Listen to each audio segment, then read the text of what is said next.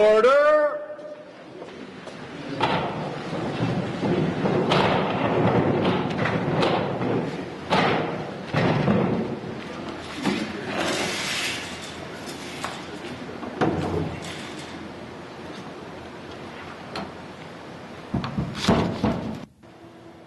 Merci. Notre N.W.T.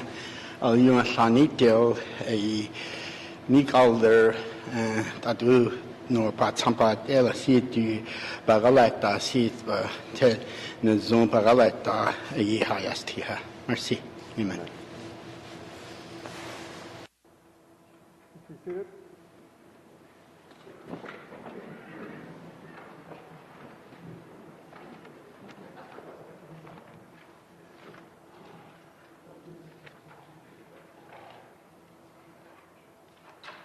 Good afternoon, members.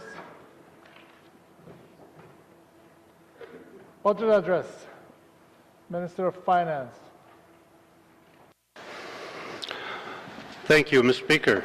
Mr. Speaker, this, the third budget of the 18th Legislative Assembly, demonstrates determined progress in providing opportunities for Northwest Territories residents to build a better future, even in the face of declining revenues and economic uncertainty. At the start of this Assembly, we defined what we wanted to accomplish together for the long-term future of the Northwest Territories. This budget continues to support this vision by investing in the priorities set out in this Assembly's mandate and by protecting and enhancing existing programs and services while holding firm on restoring fiscal sustainability. This budget provides resources to update our land and natural resource management and to work on long-term energy and climate change plans to help lower the cost of living and help our people adapt to the effects of climate change. This budget provides the funds to enhance our efforts to provide residents with better training and education for the jobs of the future. This budget provides the means to support our communities to become stronger, safer, and more caring, and to enhance support for our people struggling with personal challenges like mental health and addictions. This budget provides resources to further our evolving relationships with the Northwest Territories Indigenous governments so that our common priorities benefit all Northwest Territories residents. This budget provides investment to continue our work to strengthen traditionally strong sectors of our economy in an environmentally responsible manner and to support economic diversification and new economic opportunities. I would like to thank my Cabinet colleagues, the standing committees, and other groups and individuals for their input and advice. Mr. Speaker, the 2018-19 budget proposes operating expenditures of $1.713 billion, paid for with $1.75 billion in estimated revenues. This leaves a projected operating surplus of $23 million, the lowest in 7 years. The size of this surplus raises two red flags for our fiscal plan. First, as most would know, we have two spending budgets, the operating budget that I am presenting today and the capital budget that was approved in the last session, which totaled $237 million in infrastructure spending for 2018-2019. We use our operating surpluses to pay for at least a portion of our annual infrastructure budget. A smaller operating surplus leaves less available cash to continue to invest in our infrastructure plan without adding to our debt. Second, lower operating surpluses in the future mean that the government will not be in a position to reduce its overall cash deficit during this Assembly. In fact, short-term borrowing is now projected to increase, but by less than what was accumulated during each of the last two assemblies. Coming into the 18th Legislative Assembly, we know that our expenditures were growing faster than our revenue and that we needed to adopt a fiscal strategy that aligned expenditure growth with revenue growth, that created capacity to invest in our priorities, and that returned us to generating a cash surplus to reduce our accumulated short-term debt. This budget I am presenting today has $84 million less revenue than what we had at the start of this Assembly. This decline over a 3-year period is unprecedented in the history of our government and underscores the need for steps we have had to take. When we set our fiscal objectives, we knew that achieving them would require difficult choices. We believe that in the medium term we will start to see modest revenue increases, but we will need to continue to manage our financial resources very carefully so that we do not compromise our ability to deliver quality programs and services and our ability to take steps to address the issues we face as a territory. In this budget, we continue to meet this challenge. We are making investments needed to support existing programs and to address the priorities in our mandate through new initiatives without compromising our fiscal strategy. This budget proposed a net spending increase of $57 million from the 2017-2018 budget, including $21 million in new initiatives and $20 million to enrich or maintain existing programs. We are also intending to add $37.8 million in expenditures to adjust department budgets that currently do not reflect the realities of their spending pressures. This increase in spending is offset by $28 million in expenditure savings and from programs that are scheduled to expire. In total, we are proposing to spend $1.713 billion in 2018-19, of which fully $1.1 billion, or 64%, will be invested in social programs such as education, healthcare, social services, housing, policing, and corrections. Mr. Speaker, our economy needs support. Following the oil price collapse, the Beaufort Delta has depended on N.W.T infrastructure projects, such as the construction of the N.W.T Highway for jobs. While the Satu region has received the good news that the National Energy Board has approved the plans to repair the Norman Walls pipeline, this is tempered by the announcement last December that the Mackenzie Gas Project joint venture has ended and our Delta gas is stranded without access to southern markets for the foreseeable future. In as little as 10 years, one of our world-class diamond mines may close. We are being rewarded for past investments in the economy through jobs and opportunities for our communities. The N.W.T Highway is now open. This important piece of our transportation network has attracted national attention for its design and construction and will pay dividends to northerners in the region through lower prices and year-round access to trade, which will create economic opportunities into the future. This budget proposes to ensure the continued success of this transportation corridor with an additional $1.7 million for the incremental operations and maintenance costs for the new highway. To develop our economy further, the first step is to look to the key economic driver of the territory, mining. The diamond mines account for almost 1/5 of the N.W.T economy and directly employ almost 3,000 people. When the linkages to other businesses are considered, the importance is considerably more. We have been through the gold mines closing, and we know that what will happen to our economy as the diamond mines mature if there is nothing left to take their place. The good news is that the global mining industry is showing signs of growing interest and activity. Capital investment in the Northwest Territory mining sector is increasing as a result of the expansion projects at the existing diamond mines. There are other projects at various stages of development that need capital financing then could be underway. The exploration sector also appears to be starting to grow as the number of prospectors applying for the Mineral Incentive Program funding is increasing. We need to support the mining sector so that we can maintain a cycle of exploration and development that as much as possible has a new mine starting production as an existing mine winds down.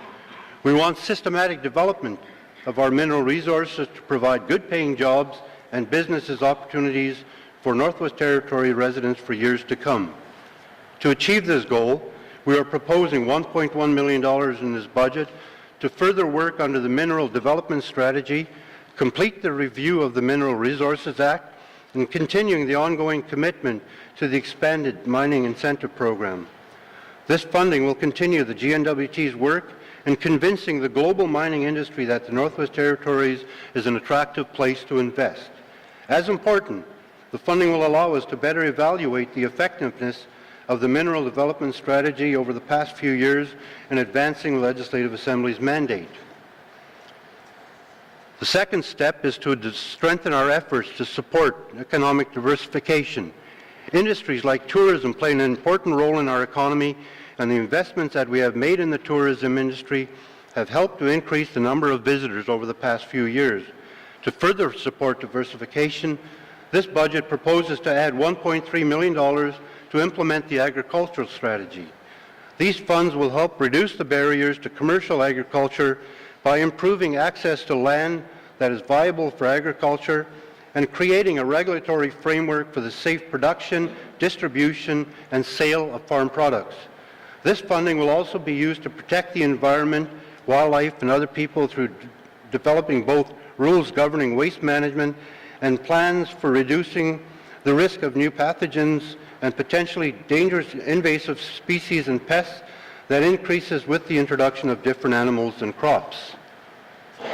Over top of the direct actions to support the economy, our overarching imperative is to protect the land. We want to see a well-managed environmental contributing to our economic well-being and quality of life for Northerners. For that reason, we are proposing to invest an additional $1.2 million for activities in support of climate change resilience and adaptation capacity to advance candidate protected areas and for caribou management. These new funds will be used to advance the N.W.T's 5-year Northern approach to conservation network planning, including finalizing the process for existing candidate areas such as the Tide-N.N. Park and defining the ultimate extent and components of the conservation network. The measure of a strong economy is not just the growth in GDP, but whether it provides good jobs for Northwest Territories residents. Our responsibility is to invest in skill development so that our residents have every opportunity possible to develop the knowledge and abilities to take advantage of the jobs that are available. We propose to add $2.2 million in this budget to begin implementation of the Skills for Success strategy, as well as implement a new program that will increase training positions available within N.W.T and to continue to improve our student financial assistance program. Every year, on average, there are 750 Northwest Territories post-secondary students in their final years of study who are expected to be seeking employment. This additional funding will create a team to help these students seize the employment opportunities in the territories for the many jobs that require post-secondary education and raise the awareness of high school students and other youth about the many employment and training opportunities that exist in the Northwest Territories, the academic requirements of these jobs, and how to acquire the necessary skills and qualifications to obtain them. There may not be a more important priority for this government than ensuring that more children finish high school with a quality education that gives them the option of pursuing post-secondary education. We expect that over the next 15 years, over 3/4 of the jobs in the Northwest Territories will require some form of post-secondary schooling, and less than 1 in 10 jobs will require less than high school. If our children are already behind by grade 3, their future choices for employment as adults are already starting to narrow.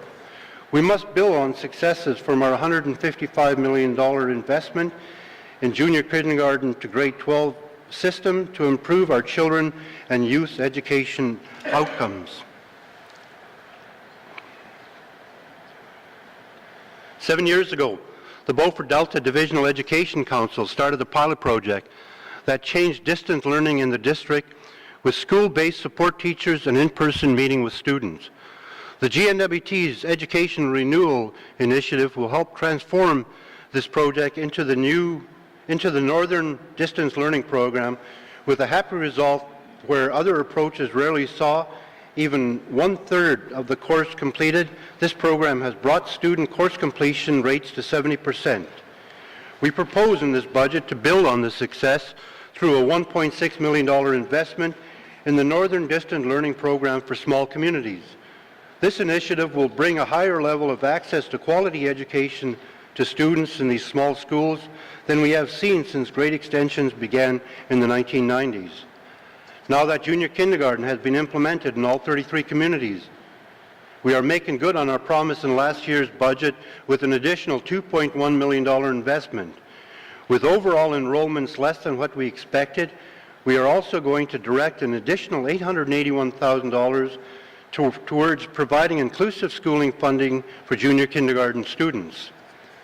Mr. Speaker, discussions with our youth has made it clear that they faced our most serious social stressors alone, including substance abuse, family violence, unemployment, and homelessness, because the adults in their lives also struggle with these issues.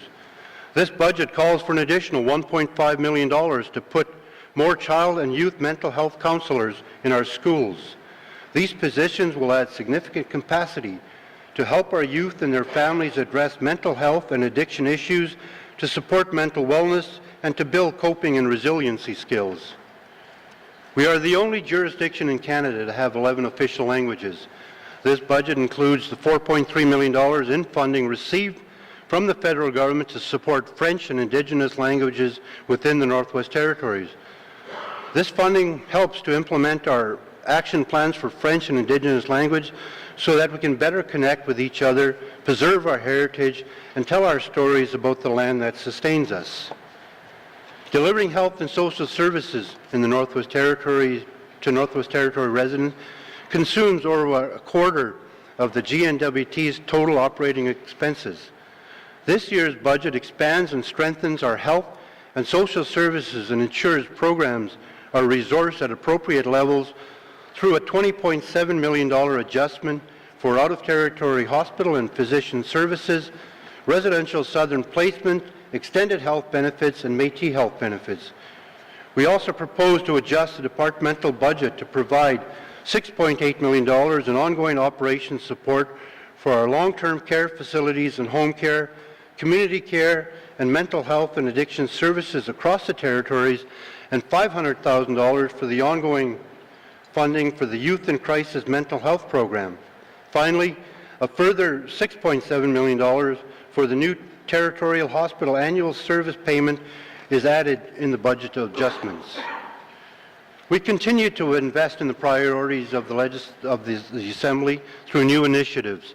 Through this budget, we propose to invest $1.5 million to improve services for children with development delays and to develop a more coordinated and effective approach to enhancing services to address the differing needs of children and adults with complex disorders such as fetal alcohol spectrum disorder, autism spectrum disorder.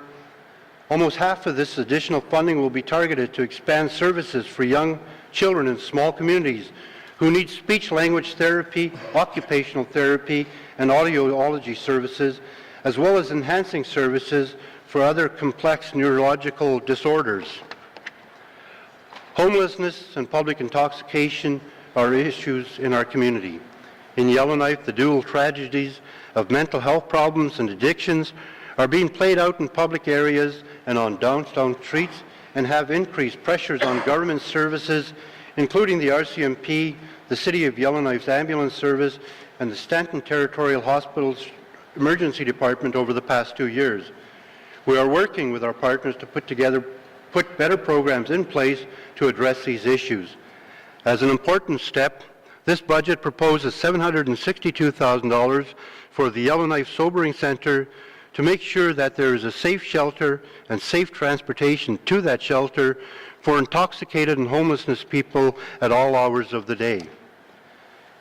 We continue to support community safety through a $2.6 million enhancement to the Department of Justice budget to improve access to justice services, to increase support for Community Justice Committee, and to further support the RCMP. Mr. Speaker, we propose to change the way we address murdered and missing persons cases by investing $304,000 to fund a historical case unit that will focus on the continued investigation of unsolved murdered and missing persons. Currently, the RCMP Major Crimes Unit is responsible for these investigations and has 63 open but unsolved cases. A dedicated historical case unit within the RCMP will allow the Major Crimes Unit to continue to deal with the newest cases as they happen, while the new unit focuses on solving older murdered and missing cases. We expect to close more cases through this new unit. We also propose in this budget to allocate $224,000 to support assigning the responsibility for prisoner security to the Yellowknife Sheriff's Office so that RCMP officers may focus on their other policing responsibilities that require their specialized skills.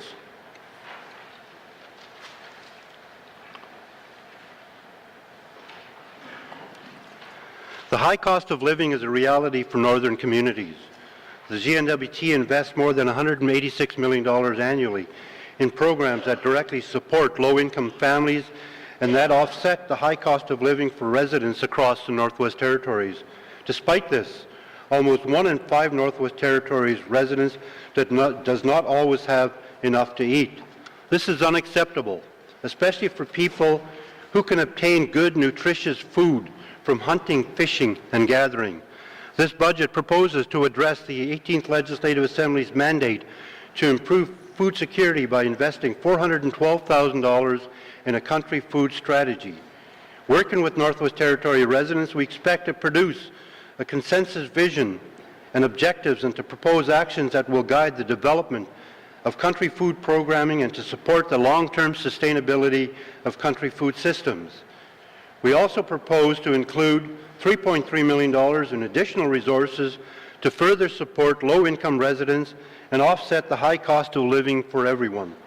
This new funding will be directed to increase income assistance, funding for anti-poverty initiatives, and to address pressures in the senior citizen and disabled persons property tax relief program and the territorial power subsidy program. Affordable housing is a priority for this Assembly, and we propose to help address this priority with $3.8 million to provide incentives for homeowners to replace fuel tanks and to provide funding to cover additional costs for water and sanitation services for public housing. This funding also includes resources for market rental units being constructed for the RCMP, which will provide ongoing revenue for the N.W.T Housing Corporation, as well as employment opportunities in the communities for the construction and long-term maintenance of these assets. Mr. Speaker, this government has worked together in many ways to change the way we do business, to reinforce our consensus government and strengthen collaboration with Northwest Territories Indigenous governments. This budget intends to continue improving accountability, transparency and collaboration and good general governments through an additional $1.3 million in funding for community governments. This includes greater funding for operations and maintenance and water and sewer expenses for community government as part of our commitment to ensure that community governments are funded adequately for municipal services. When we took responsibility for our lands and resources under the devolution agreement, we knew we would have a lot of work ahead for ourselves. Together with collaborative partnerships at other levels of government, we transitioned through devolution smoothly. This budget allocates $1.3 million to support the N.W.T efforts to increase its capacity for land use planning through a new land use planner position and to advance our 10-year enforcement efforts concerning unauthorized occupancy on public lands. This funding will also be used to convert maturing equity leases to fee simple title so that Northwest Territory residents holding these leases can be comfortable with building homes, starting businesses, and contributing to the economic development of the territory. Our mandate includes collaboration with other Northwest Territories governments and to improve government-to-government relations with all governments. We propose to invest $1 million through this budget to help advance land rights and resources and self-government agreements and strengthen our capacity to work with the federal government. Creating certainty around land ownership and access to land will help develop the economy, providing jobs, services, and income to Northwest Territories residents. This budget proposes to invest $485,000 to support key partnership and initiatives, including the Northwest Territory Nunavut Council of Friendship Center, the Women in Politics Mandate Priority, and our annual contribution to the Arctic Inspiration Prize. This Assembly approved infrastructure investments of $237 million last October for the 2018-19 fiscal year. The 2018-19 capital budget will invest $133 million for highways, winter roads, bridges, and culverts, and $44 million for health facilities, including the Stanton Territorial Renewal Project. Another $60 million is budgeted for other investments, including community government infrastructure, new and renovated education facilities, information technology upgrades, and deferred maintenance and energy retrofits, including the $24 million N.W.T. Housing Corporation investment. Total N.W.T. capital investment will be $261 million. As many would be aware, the federal government has announced significant new spending on cost-shared programs to invest in territorial infrastructure. While the details of these programs are still being finalized, I want to provide assurance that our fiscal strategy will place the N.W.T. in a position to be a partner in these critical projects. Excuse me. Mr. Speaker, with the exception of the property and education mill rates that we increase by inflation every year, this budget does not propose to change the tax rate on any of our existing taxes. However, careful management on the expenditure side of our budget must be balanced with new revenues where possible. During the 2018-19, we will be developing detailed proposals to implement a land transfer tax similar to other jurisdictions. This tax will raise an additional $3.1 million annually and can be structured progressively by levying a smaller percentage on property of lower value to lower the impact on modest income homeowners. In last year's budget, we announced our intention to introduce a sugary drinks tax in 2018 with the objective to discourage consumption of sugary drinks. Excess sugar in the diets of many Northwest Territories residents is a serious public health concern, and this tax is one of the ideas to help reduce health problems such as obesity and diabetes and to improve oral health. We will continue to work with stakeholders on a proposed approach and get feedback from residents. Last November, we released our plan to address our responsibilities under the federal initiative to legalize cannabis consumption in July 2018 and expect to introduce draft legislation this month. In December, the Canadian Finance Minister agreed in principle to a cannabis taxation approach that we hope will meet the objective to restrict cannabis use by youth and as much as possible eliminate the illegal market. When we formalize this two-year agreement, the N.W.T. will receive 75% of the federal cannabis excise tax generated in the Northwest Territories below the federal cap of $100 million, and 100% of excise tax generated in the Northwest Territories above the federal cap. Revenue estimates from cannabis are not included in the 2018-19 budget because federal legislation to legalize cannabis has not yet been passed. Early estimates indicate that revenues from cannabis for the Northwest N.W.T. will be modest and that there are likely to be some increased expenditure pressures.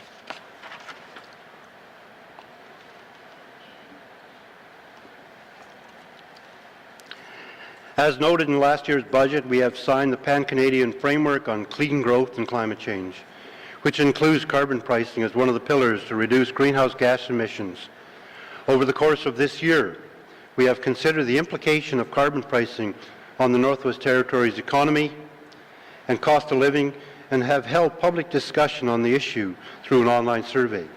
Later this year, the N.W.T. will announce its plans for carbon pricing and appropriate offsets to mitigate the effects on our already high cost of living and doing business in the Northwest Territories. We will also look forward to further discussions regarding the Prime Minister's commitment to work with us to address our unique circumstances and to mitigate any territorial formula financing implications. Mr. Speaker, looking ahead is about our expectations for the legacy of our changes. We are building a future on changes in the way we offer program and services and are making the necessary investments to support the economy and our communities and to create the environment for our residents to seize opportunities and create better futures for themselves. We are 2 years from the start of a new assembly, and we are now continuing to look for ways to improve the future for our children and grandchildren. The Northwest Territories economy continues to be built on the foundation of resource development. We are, however, facing the reality of maturing diamond mines and cannot take for granted that this economic foundation will last forever. Our challenge, and perhaps our legacy, is to ensure that we are making public investment that strengthen our economic foundation while also supporting diversification initiatives. We need to ensure that we have the infrastructure and legislation and regulations to support our northern goal of a balanced approach to our economy and our environment. Our investments in our children's education will enhance our next generation chances for success and provide the economy with a well-educated workforce with the skills and knowledge needed to take advantage of any opportunities that will arise in the Northwest Territories. We are looking ahead almost a generation with our investments now. At the moment, we face serious health and social issues and are making investments now to support our residents to meet the challenging social issues that many of our residents currently are struggling with. We see a healthy and thriving population taking advantage of our enhanced ability to deliver healthcare services at home and in healthcare facilities. We see residents benefiting today from our increased investments to address mental health issues and addictions so they may achieve a better tomorrow. We know that our territory is truly spectacular, and we see our investments as helping to secure a future with the same spectacular environment that we enjoy today. At the same time, we see rapid changes in our landscape that are rooted in climate change. Our land is vital to our well-being, and we embrace our duty to be responsible stewards and protect it through our investments to conserve our land, waters, and wildlife. These are investments in our traditions and culture and in our future. This Assembly has worked very hard to make these investments in our future a reality while sticking to the fiscal strategy and plan and accepting the challenges of restoring fiscal sustainability that make these investments possible. Mr. Speaker, the 18th Legislative Assembly has done a remarkable job of managing expenditure growth, which has become more important with revenue growth faltering. We have, through careful management of our expenditures, proposed substantial investment in this budget to harness change in program delivery and to add initiatives to build a better tomorrow. We have focused our new spending on building on the successes of past initiatives and addressing our priorities through increased funding for key programs and services so that we are supporting our residents where it is needed most. We cannot rest yet.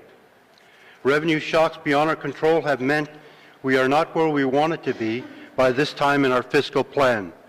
We must accept that while we are still adding to the debt that future residents will have to pay. However, we must not lose sight of the fact that our revenue decreases this year and next year and slow revenue growth in the future reflect the state of our economy and the critical importance of making an investment that will help support economic growth in the future.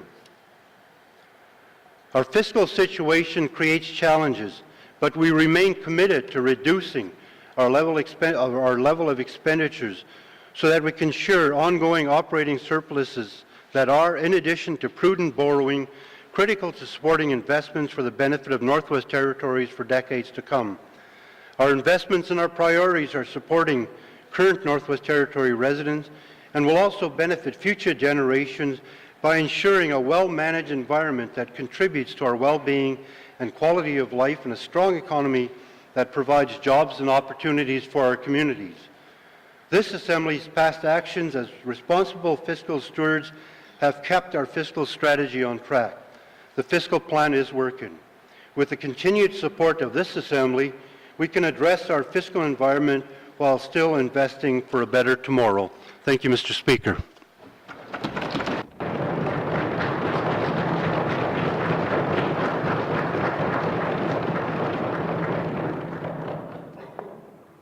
Merci. Colleagues, at this time I will call for a short break. I also invite the public in the gallery to join us for a short reception in a great hall. Merci.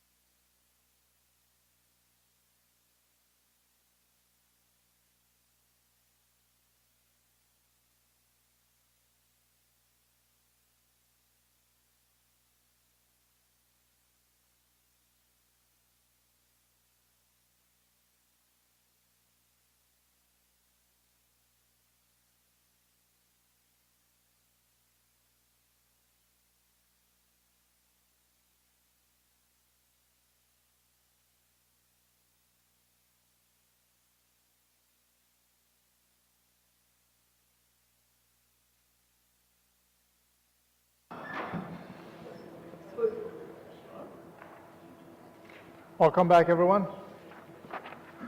Member for Kamloops. Thank you, Mr. Speaker. I'd like to request unanimous consent to move to item 6 on the order paper, recognition of visitors in the gallery. Thank you, Mr. Speaker. There's a unanimous consent to move item 6 further up. Are there any nays? There are no nays. You may proceed. Member for Kamloops. Thank you, Mr. Speaker. Mr. Speaker, I would like to recognize the recipients of the Governor General's Award for Exemplary Service in Correctional Officers. They're here today, and I thank them for their tremendous work in our correctional facilities here in the Northwest Territories. Thank you.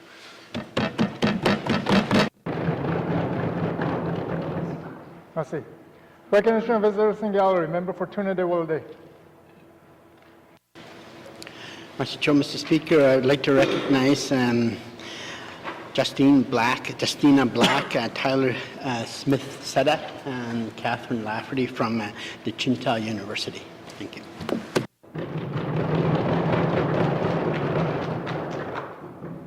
Merci. Recognition of visitors in gallery. Member for Nahende. Thank you, Mr. Speaker. Mr. Speaker, I'd like to recognize 2 young ladies in the hall today. Kristen Sibison, I won't tell stories about her, except I've known her since she's been a young lady, and also who is part of the Dechinta University as well, and Kathy Kachia from Fort Liard, so I welcome her to the legislative session. Thank you. And all the friends that I know here, I'm not supposed to recognize you, but thank you. Merci. Recognition of visitors in gallery. Member for Hay River North. Thank you, Mr. Speaker. There's a strong showing from Hay River North today. I'd like to welcome Roy and Kathleen Coutre, Sharon Cadrone, Diane Chisholm, and Jackie Milne was here earlier as well. So welcome. Thank you for joining us. Merci. Recognition of visitors in gallery. Member for Thabacha. Following Fort Smith residents who are with us today and who will be presented with the Governor General of Canada's Corrections Exemplary Service Medal: Toko James McDonald, John Barry Barnhart, Warren Gillis, Stella Walthouse, Andrea Steed, Doreen Schaefer. I thank you for being here and look forward to seeing you when you receive this honor this evening. Thank you. Recognition of visitors in gallery. Member for Yellowknife North. Thank you, Mr. Speaker. Mr. Speaker, I'd like to take this opportunity to recognize Catherine Lafferty as a resident of Yellowknife North. She is also the Director of Community Development and Indigenous Education for Dechinta. I'd like to welcome her to the House as well as all other members from Dechinta. Welcome. Merci. Recognition of visitors in gallery. Member for Hay River South. Mr. Speaker, would like to recognize an individual from Hay River on the Governor General of Canada Exemplary Correctional Service Medal, Jeffrey Lemereau. Congratulations. And I'd also like to recognize Doris Cadrone from Hay River South. Thank you, Mr. Speaker. Merci. Recognition of visitors in gallery. Member for Deschaux. Merci, Mr. Speaker. Mr. Speaker, it's a rare treat to recognize constituents from my riding that are here today. First and foremost, I want to recognize Agnes Bonners, who's been a student going to school or university down south, and she's back home.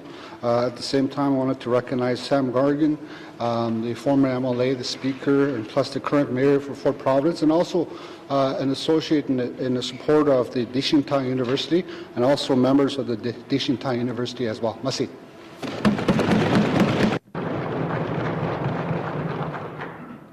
Merci. Recognition of visitors in gallery. Member for Range Lake.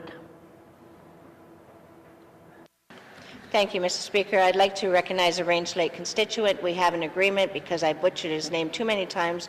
David W. is in the audience, and I welcome him here. I'd also, as the Minister of Status Women, want to recognize Commissioner Margaret Tom, one of my favorite people, great leader of the Northwest Territories. Thank you, Mr. Speaker. Merci. Recognition of visitors in gallery. Member for Inuvik Boot Lake.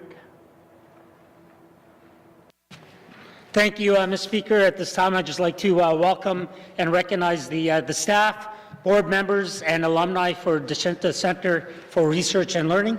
Welcome to the House, and I hope you enjoy the proceedings. Thank you, Mr. Speaker.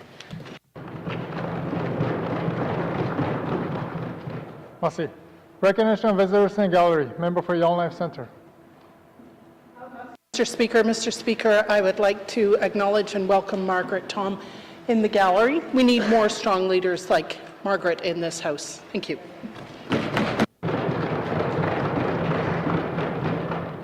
Recognition of visitors in gallery. Recognition of visitors in gallery. I also like to recognize Sam Gargan, former member, former speaker. Welcome to our assembly.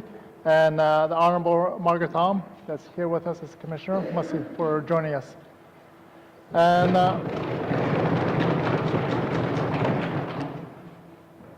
I'd like to, if we miss anyone in the gallery, it's always nice to have an audience as part of our proceedings. Welcome. Merci.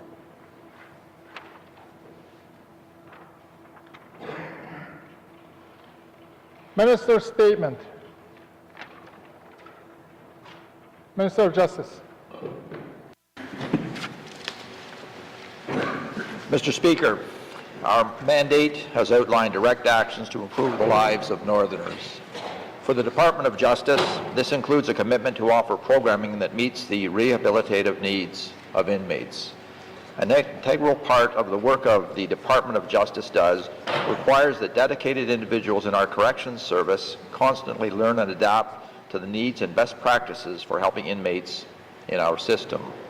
These professionals are tasked with providing the safe and secure custody of inmates and supporting their successful reintegration upon release. This is not easy work, Mr. Speaker, and our corrections professionals work hard to provide culturally appropriate programming and to foster an environment that responds to the various and changing needs for rehabilitation. While this field of work is challenging, we know that it is extremely important. Tonight, joined by many of my colleagues in this chamber and the Honourable Commissioner Margaret Tom, 23 correction, probation, and peace officers from the Northwest Territories will be honoured for their exceptional service. Corrections professionals from Yellowknife, Fort Smith, and Hay River will be awarded the Governor-General of Canada's Corrections Exemplary Service Medal. These medals recognize distinguished service and are a tangible expression of national gratitude. The fact that we will recognize a total of 23 individuals tonight speaks to the strong caliber of the Corrections Service in the N.W.T. To be considered for this honor, you must have worked for more than 20 years in the corrections field, including as peace officer or probations officer in an institution, or in a capacity which has brought you into contact with offenders as part of your regular work duties. All of the medal recipients for the Northwest Territories, many of whom are with us today, have demonstrated good conduct, industry, efficiency, and most importantly, have served our residents in an exemplary manner. Today's corrections professionals are involved with inmates from the moment they enter a facility or receive their probation orders. They work alongside inmates and model behaviors, demonstrate leadership, and encourage programming options so that people can begin to make positive changes in their lives. Mr. Speaker, our government is proud of its corrections service. As the outstanding individuals who will be receiving the Corrections Exemplary Service Medals demonstrate, we have caring, compassionate, and dedicated employees who are committed to making a difference in the lives of others. On behalf of the people of the Northwest Territories, please join me in expressing our congratulations to this dedicated group of professionals. Thank you, Mr. Speaker.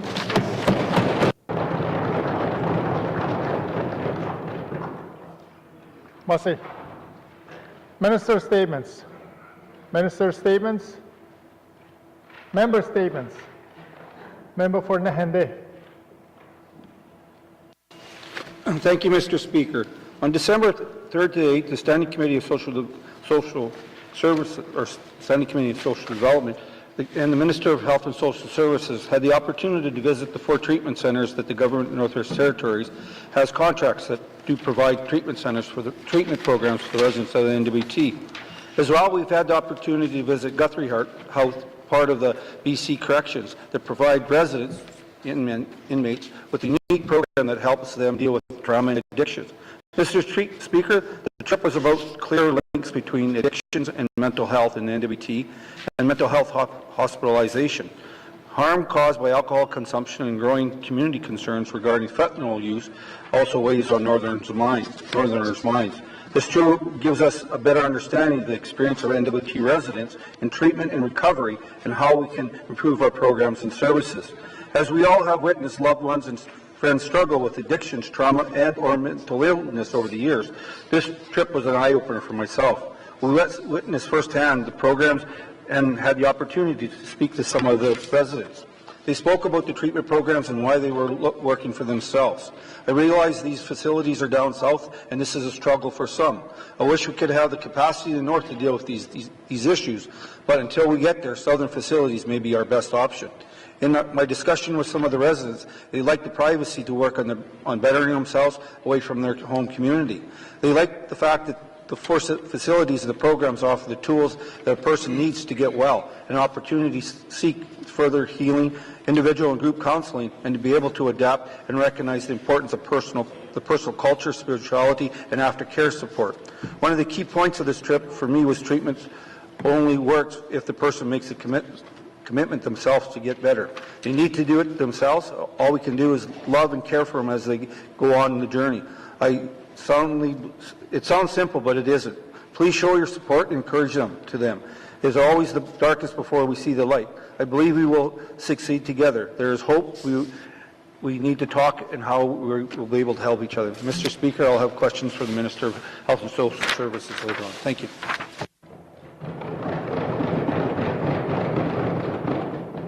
Massey. Member statement. Member Ike Goodani, the member Yellowknife Centre.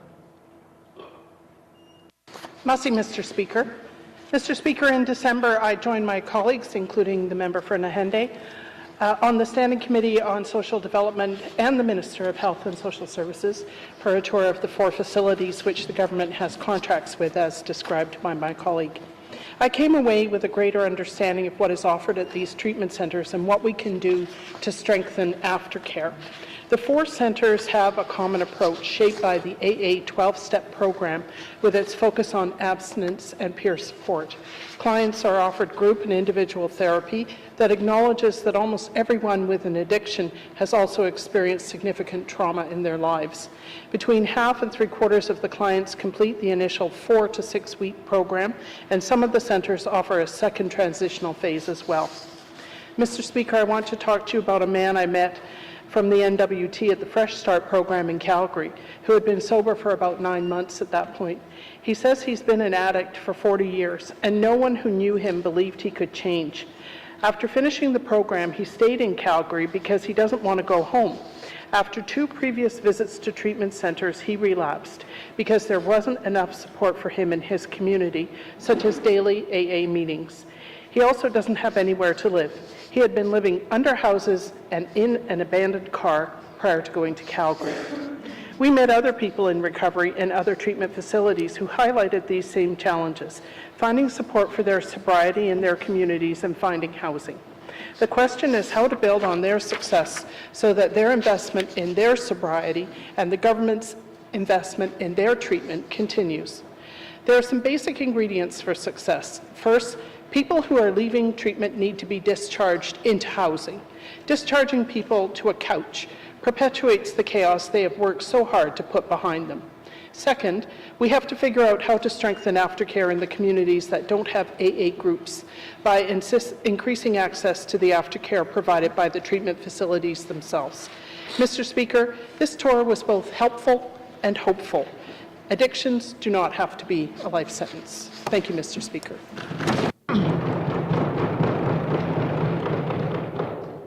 Massey. Member statement. Member Ike Goodani, the member South 2. Mr. Speaker, the whole area of rehabilitation and reintegration There are casualties of our society due to hardships and bad choices. Mr. Speaker, this group needs the message their government is there in providing the necessary supports and proactive environments through economic diversification. It's been said several times, the best social program is a job. And Mr. Speaker, I totally agree. I compliment the Department of Health and Social Services in delivering an addictions treatment center tour this past December to include the Standing Committee on Social Development. Viewing the facilities, designed programming, and interacting with the clients is, in my view, none other than proactive and positive. And more importantly, advancing the message on available rehabilitation and reintegration to our community leaders. Mr. Speaker, on the principles of progress reporting, on October the 17th, 2017, the Minister of Justice statement related to North Slave Correctional Complex inmate concerns. Later, to that regard, I will have questions to the appropriate minister. Massey.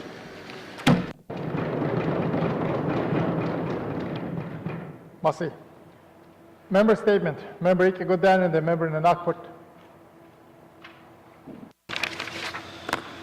Thank you, Mr. Speaker. Mr. Speaker, the Inuvik to Tuktoyaktuk Highway has now been open for just over 2 months, opening up a whole new world of choices for employment, education, training, shopping, commerce, and travel.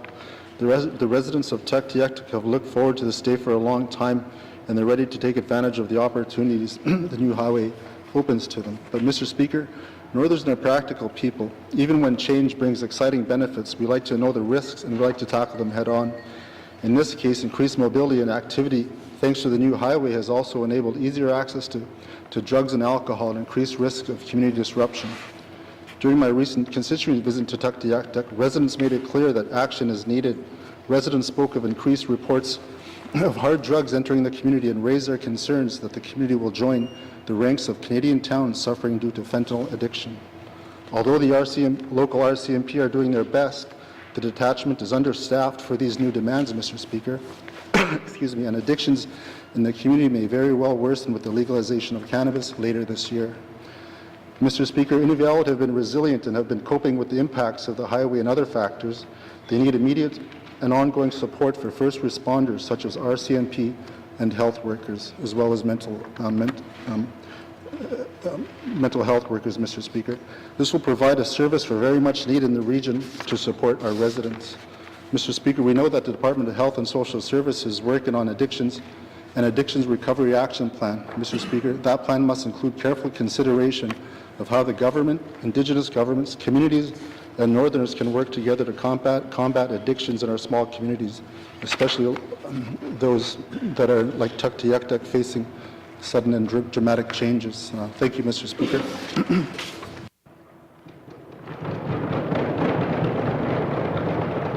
Massey. Member statement. Member Ike Godan and the member Cam Lake. Thank you, Mr. Speaker. Mr. Speaker, art is a reflection of society and the aspirations, beliefs, and observations of its members. The expression and enjoyment of art is an essential element in the health of any free and democratic society.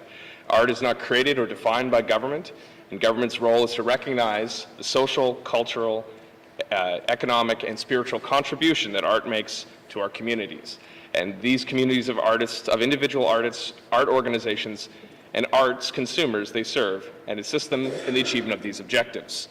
Mr. Speaker, the reason I'm talking about the arts and the importance of the arts is yesterday, the Standing Committee on Government Operations held a public hearing, and we're overwhelmed by the amount of witnesses. We had standing room only in our chambers, and it was very clear that Northerners care about the arts. And what they don't want to see is a battle between arts and sports, which is something we've heard a lot about in the news, and also from our constituents. We shouldn't have two organizations or two stakeholder groups that contribute so much to our society, and in particular so much to the lives of young people and young Northerners, having to battle it out for limited funding dollars, scraps from the table.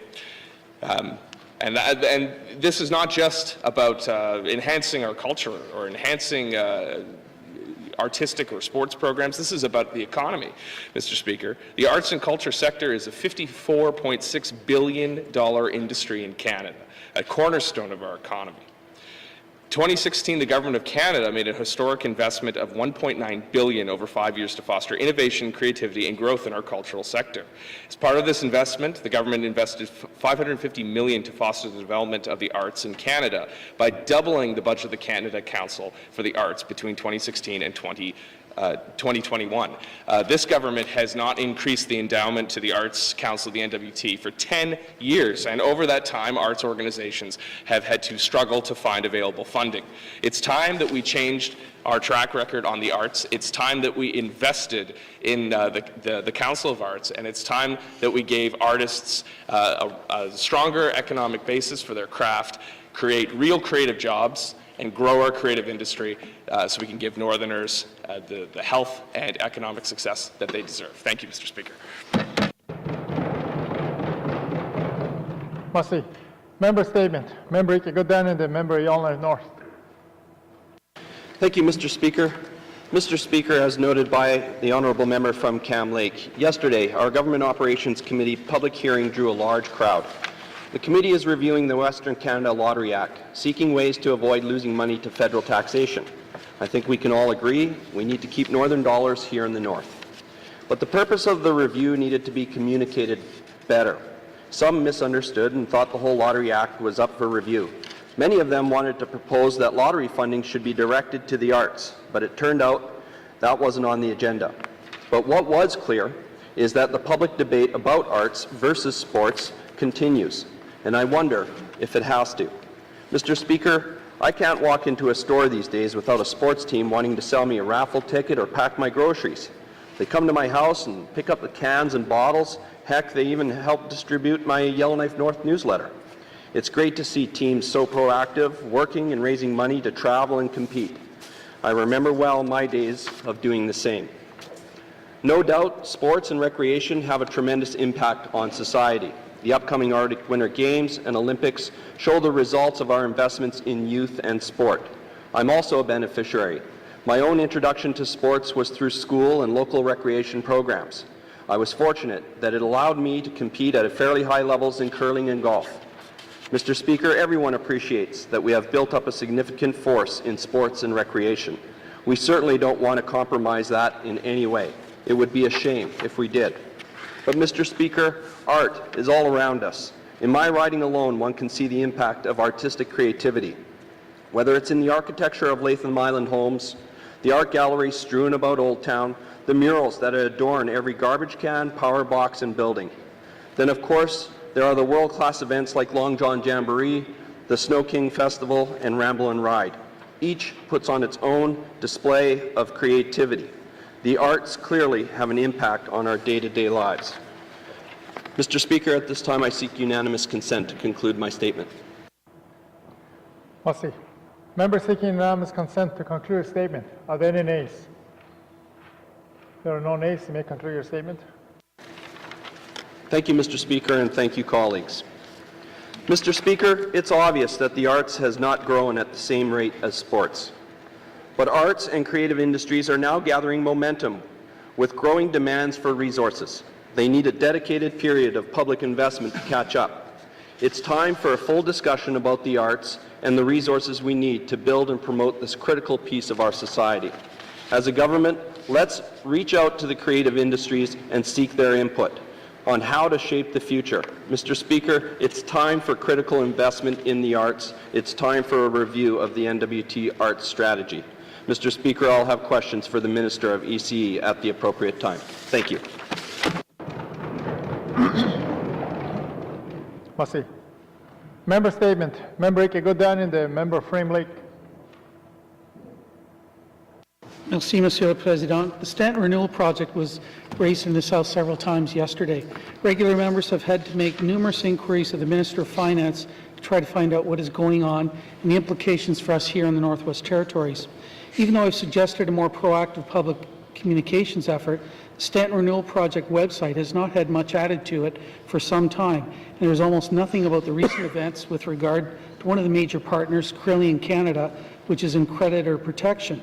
To try to get myself more familiar with the Stanton Renewal Project, I reviewed the December 2015 project report on the website. While it's an interesting summary of what transpired, it leaves many questions, including how the $174.5 million cost savings were calculated between the so-called P3 option and the normal government procurement approach, and why insolvency was not identified as a major risk. The project agreement itself is a massive 2,113 pages, with 45 pages of definitions alone for the main agreement.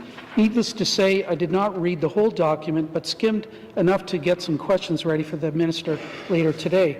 The Stanton Renewal Project is the largest capital project our government has ever undertaken. This MLA and the public have demanded better public reporting and accountability, yet standing committees still don't get any regular reports on the status of this work. For our part, regular MLAs should have set up our own oversight system, and we should still do that. The 2014 Ontario Auditor General Review of Public-Private Partnerships found that of the 74 projects reviewed, the Ontario taxpayers ended up paying about $8 billion more than if the projects had been done by the provincial government itself. I think there's a lesson there for our government. It's incomprehensible how the private sector, which has higher financing costs and a requirement for profit to shareholders, can actually compete with public governments without paying workers substantially less at the end of the day. I recognize that our government has limited fiscal capacity, but you can't have huge infrastructure projects without the capacity and proper oversight, lessons that are learned the hard way. I'll have questions later today for the Minister of Finance. Merci, Mr. Speaker. Merci. Member statement. Member Ike Gooddan and the member Hay River North. Thank you, Mr. Speaker. Mr. Speaker, I'm the second youngest member of this 18th Legislative Assembly, but that's not saying much. In fact, my days of being considered a youth are long gone. However, Mr. Speaker, I was elected to represent all the constituents of Hay River North, not just those who can vote. So while I may be old, I can't afford to be out of touch. That's why this past Monday, over the lunch hour, I held a constituency meeting at Diamond Jeunesse Secondary School that was exclusively for students. 14 students attended, mostly from grades 8 to 10. I was a little worried that maybe they were only there for the free pizza, but Mr. Speaker, my fears were unfounded. They were definitely there to talk about the issues. I spoke for a couple of minutes about how our system of government works, and then opened up the floor, and for the rest of the hour, I listened to their concerns and answered questions.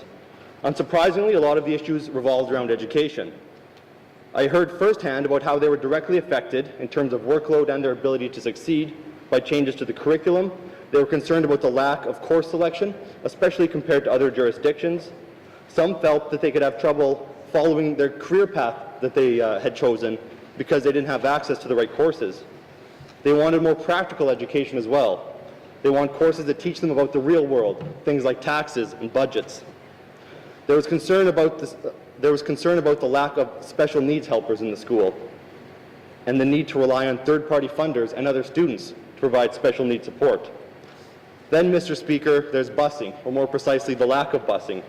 Bus routes have been cut back so much that there's only a handful of students at Diamond Jeunesse who are even eligible to take the bus. Lately, they've been hearing rumors that busing in Hay River may be eliminated completely, and they're rightfully concerned. The discussion also extended beyond education and went to places I didn't expect. There were concerns about how we're providing for our elders and what the government is doing to ensure age-appropriate housing is available. They were also concerned about the lack of skilled workers available to construct that housing and complete other projects in the community. These are just a few of the topics that we touched on. It was very enlightening, and we all agreed that we should do it again, and I plan on it. I've also reached out to Ecole Boreal and hope to meet with students there in the near future. I promised the students that I'd get back to them with answers to their questions, and today I'll start with questions for the Minister of Education. Thank you, Mr. Speaker. Merci. Member statements. Member Ike Gooddan and the member Tuna de Wolade. Merci, Mr. Speaker. Mr. Speaker, today I would like to speak about Child and Family Services in the N.W.T. as it relates to child apprehensions in foster care. Mr. Speaker, statistics today indicate that across Canada there are more Indigenous children in foster care than there were in residential school at the height of residential school admissions. Mr. Speaker, the N.W.T. has a population, half of the N.W.T's population is Aboriginal. However, over 90% of the children in care are Indigenous. It is my belief that families where children were apprehended are families that are usually living in poverty. Mr. Speaker, I also believe that families who are living in poverty are the same families that are overrepresented in our healthcare system, our justice system, as well as those that need income support to provide for their families. We all love our children, and if we could provide for them, we would. And for the most part, we do. Unfortunately, some people are unable to do so and require income support. Mr. Speaker, I believe that low income is the main catalyst for child apprehension, which leads to a host of other social issues for people.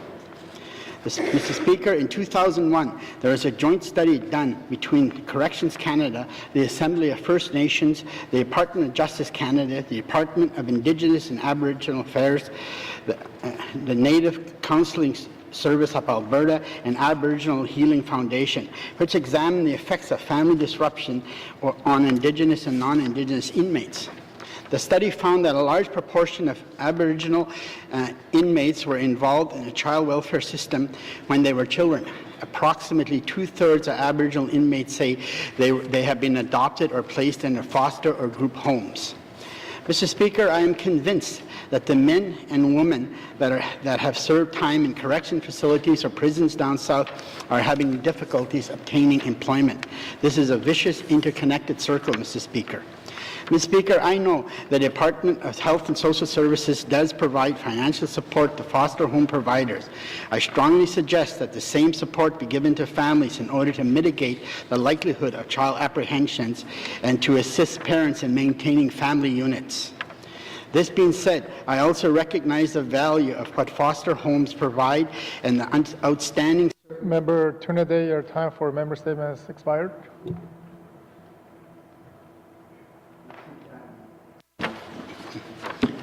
Thank you, Mr. Speaker. I seek unanimous consent to conclude my statement.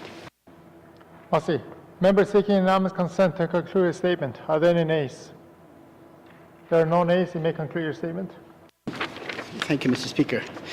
That being said, I also recognize the value of what foster homes provide and the outstanding service that dedicated foster parents provide as well. It's not to say that we do not need foster homes, as they can provide a positive aspect in child development. Thank you, Mr. Speaker.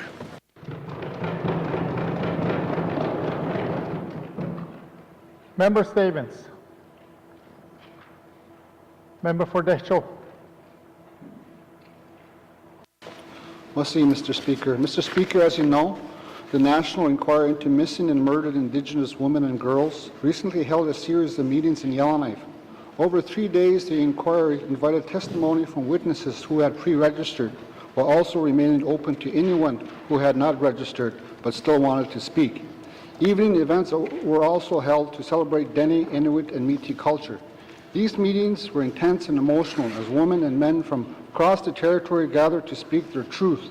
Their stories exposed the undercurrents of pain, grief, loss, and trauma that run through the lives of many of our people. I thank these women and men for their courage and strength to speak out in the face of trauma and ongoing discrimination against Native peoples. I also want to recognize a group of young women from my riding who also traveled from Fort Providence to stand witness to the inquiry.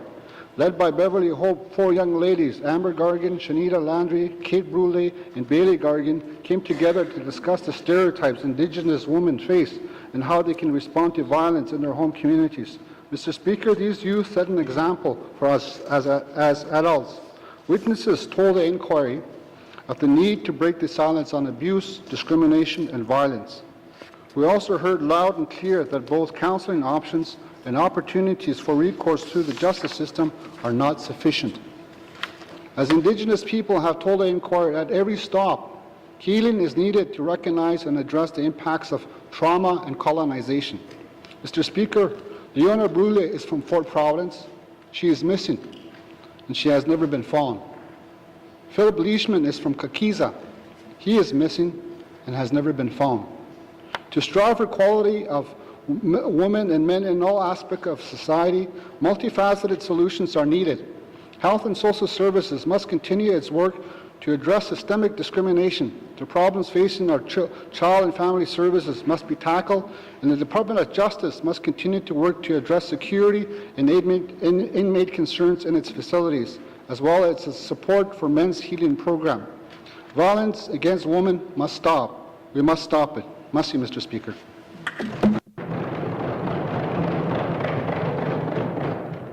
Merci. Member statements. Member Ika Goodman and the member Mackenzie Delta. Thank you, Mr. Speaker. Mr. Speaker, the people in my region are hardworking and self-sufficient. They'd like to see more job opportunities so they can support their families, grow their economy, and contribute to vibrant, thriving communities. One of the key things this government can do to strengthen our northern communities is to invest in transportation infrastructure. Good roads enable the mobility of our residents, lower the cost of goods, and enhance food security. This is especially true for large infrastructure projects which support new investments, even more construction, and increased tourism. These are the kinds of benefits that the people of the Mackenzie Delta need. Sigachik in particularly asked me to let this Assembly know how much they are counting on job opportunities that these projects bring. Now that the N.W.T Highway is completed, the N.W.T must now turn its attention to securing funding for new road projects, especially more major projects like the Mackenzie Valley Highway to Wrigley. Right now, the majority of tourism spending and other big-ticket spending, like people buying snowmobiles, trucks, and boats, happens in Whitehorse. With more roads and projects, it could happen in our territory. Mr. Speaker, to celebrate the opening of the N.W.T Highway, the Minister of Infrastructure pointed out that expanding our transportation system connects residents to new social and employment opportunities and stabilizes the cost of living in the territory. It also increases our resiliency and ability to adapt to impacts of climate change and provides better access to natural resources. With all of these benefits, I would expect that Minister Schumann would be leading the charge to get the next big highway project underway. If he is having trouble coming up with a plan, I want to suggest that the N.W.T could start with an ice road between Sigachik and Port Good Hope. Later today, I will have questions for the Minister. Thank you, Mr. Speaker.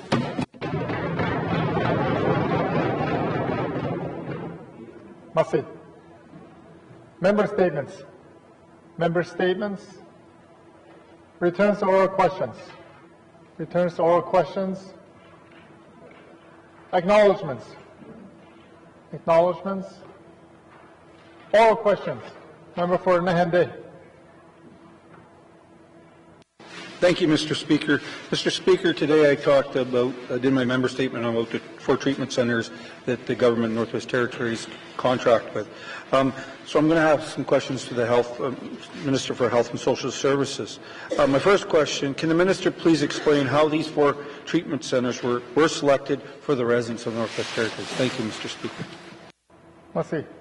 Minister of Health and Social Services. Thank you, Mr. Speaker. Mr. Speaker, the Department of Health and Social Services made the decision to contract with these specific facilities based in large part on the recommendations of the Ministers' Forum on Addictions and Community Wellness, which was initiated by the former Minister of Health and Social Services, Mr. Bolio. In that report, and based on a significant amount of public consultation, the 4 members called for addictions treatment programs that are gender-specific, that are trauma-informed, that use Indigenous healing practices, are able to treat concurrent disorders, and that offer lengths of stay and options for extensions. In addition to those recommendations, Mr. Speaker, the Department also made decisions to only use accredited facilities and to ensure that all of the facilities that are able to offer a detox, including at least one option for medical detox and opiates, whether it's on-site or remotely located, but close. Taken together, Mr. Speaker, the 4 facilities currently under contract are able to provide a mix of these service options in order to meet the diverse and often specialized needs of the N.W.T population. They also ensure a high level of quality and focus on best practices and are commonly practiced among the facilities that we're contracted with. So options as well, Mr. Speaker. Thank you. Merci. Oral question, Cassie, member Nahende. Thank you, Mr. Speaker, and I thank the Minister for his answer. I have to agree, those facilities are amazing. I think the department and the people that were consulted did a great job of selecting these facilities.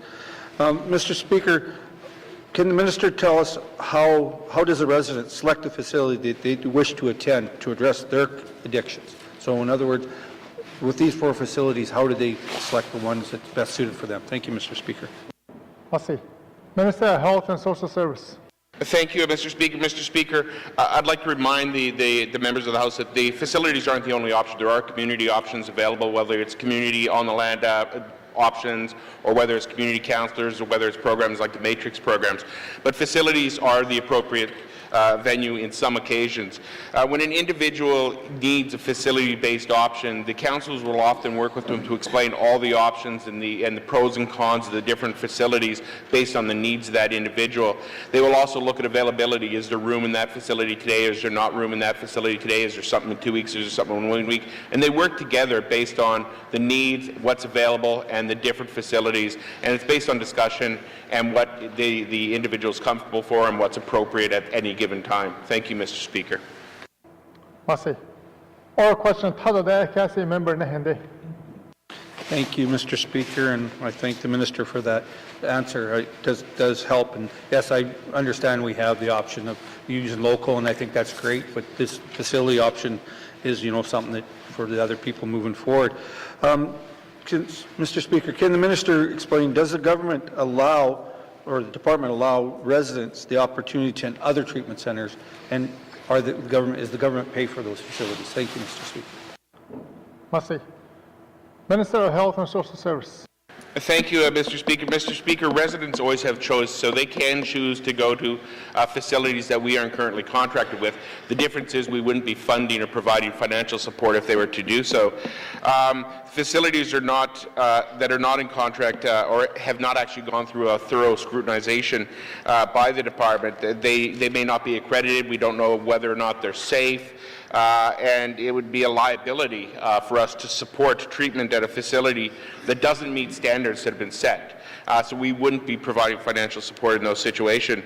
Our contract clearly outlines the specific expectations on the treatment of our N.W.T residents, such as building safety, reporting requirements, and treatment processes. And we also develop a relationship with those facilities so that we can ensure that the follow-up treatment is organized through our staff, and there's a relationship between the facility and our staff. So at this point in time, Mr. Speaker, we are contracted with 4. Those are the 4 that we will fund.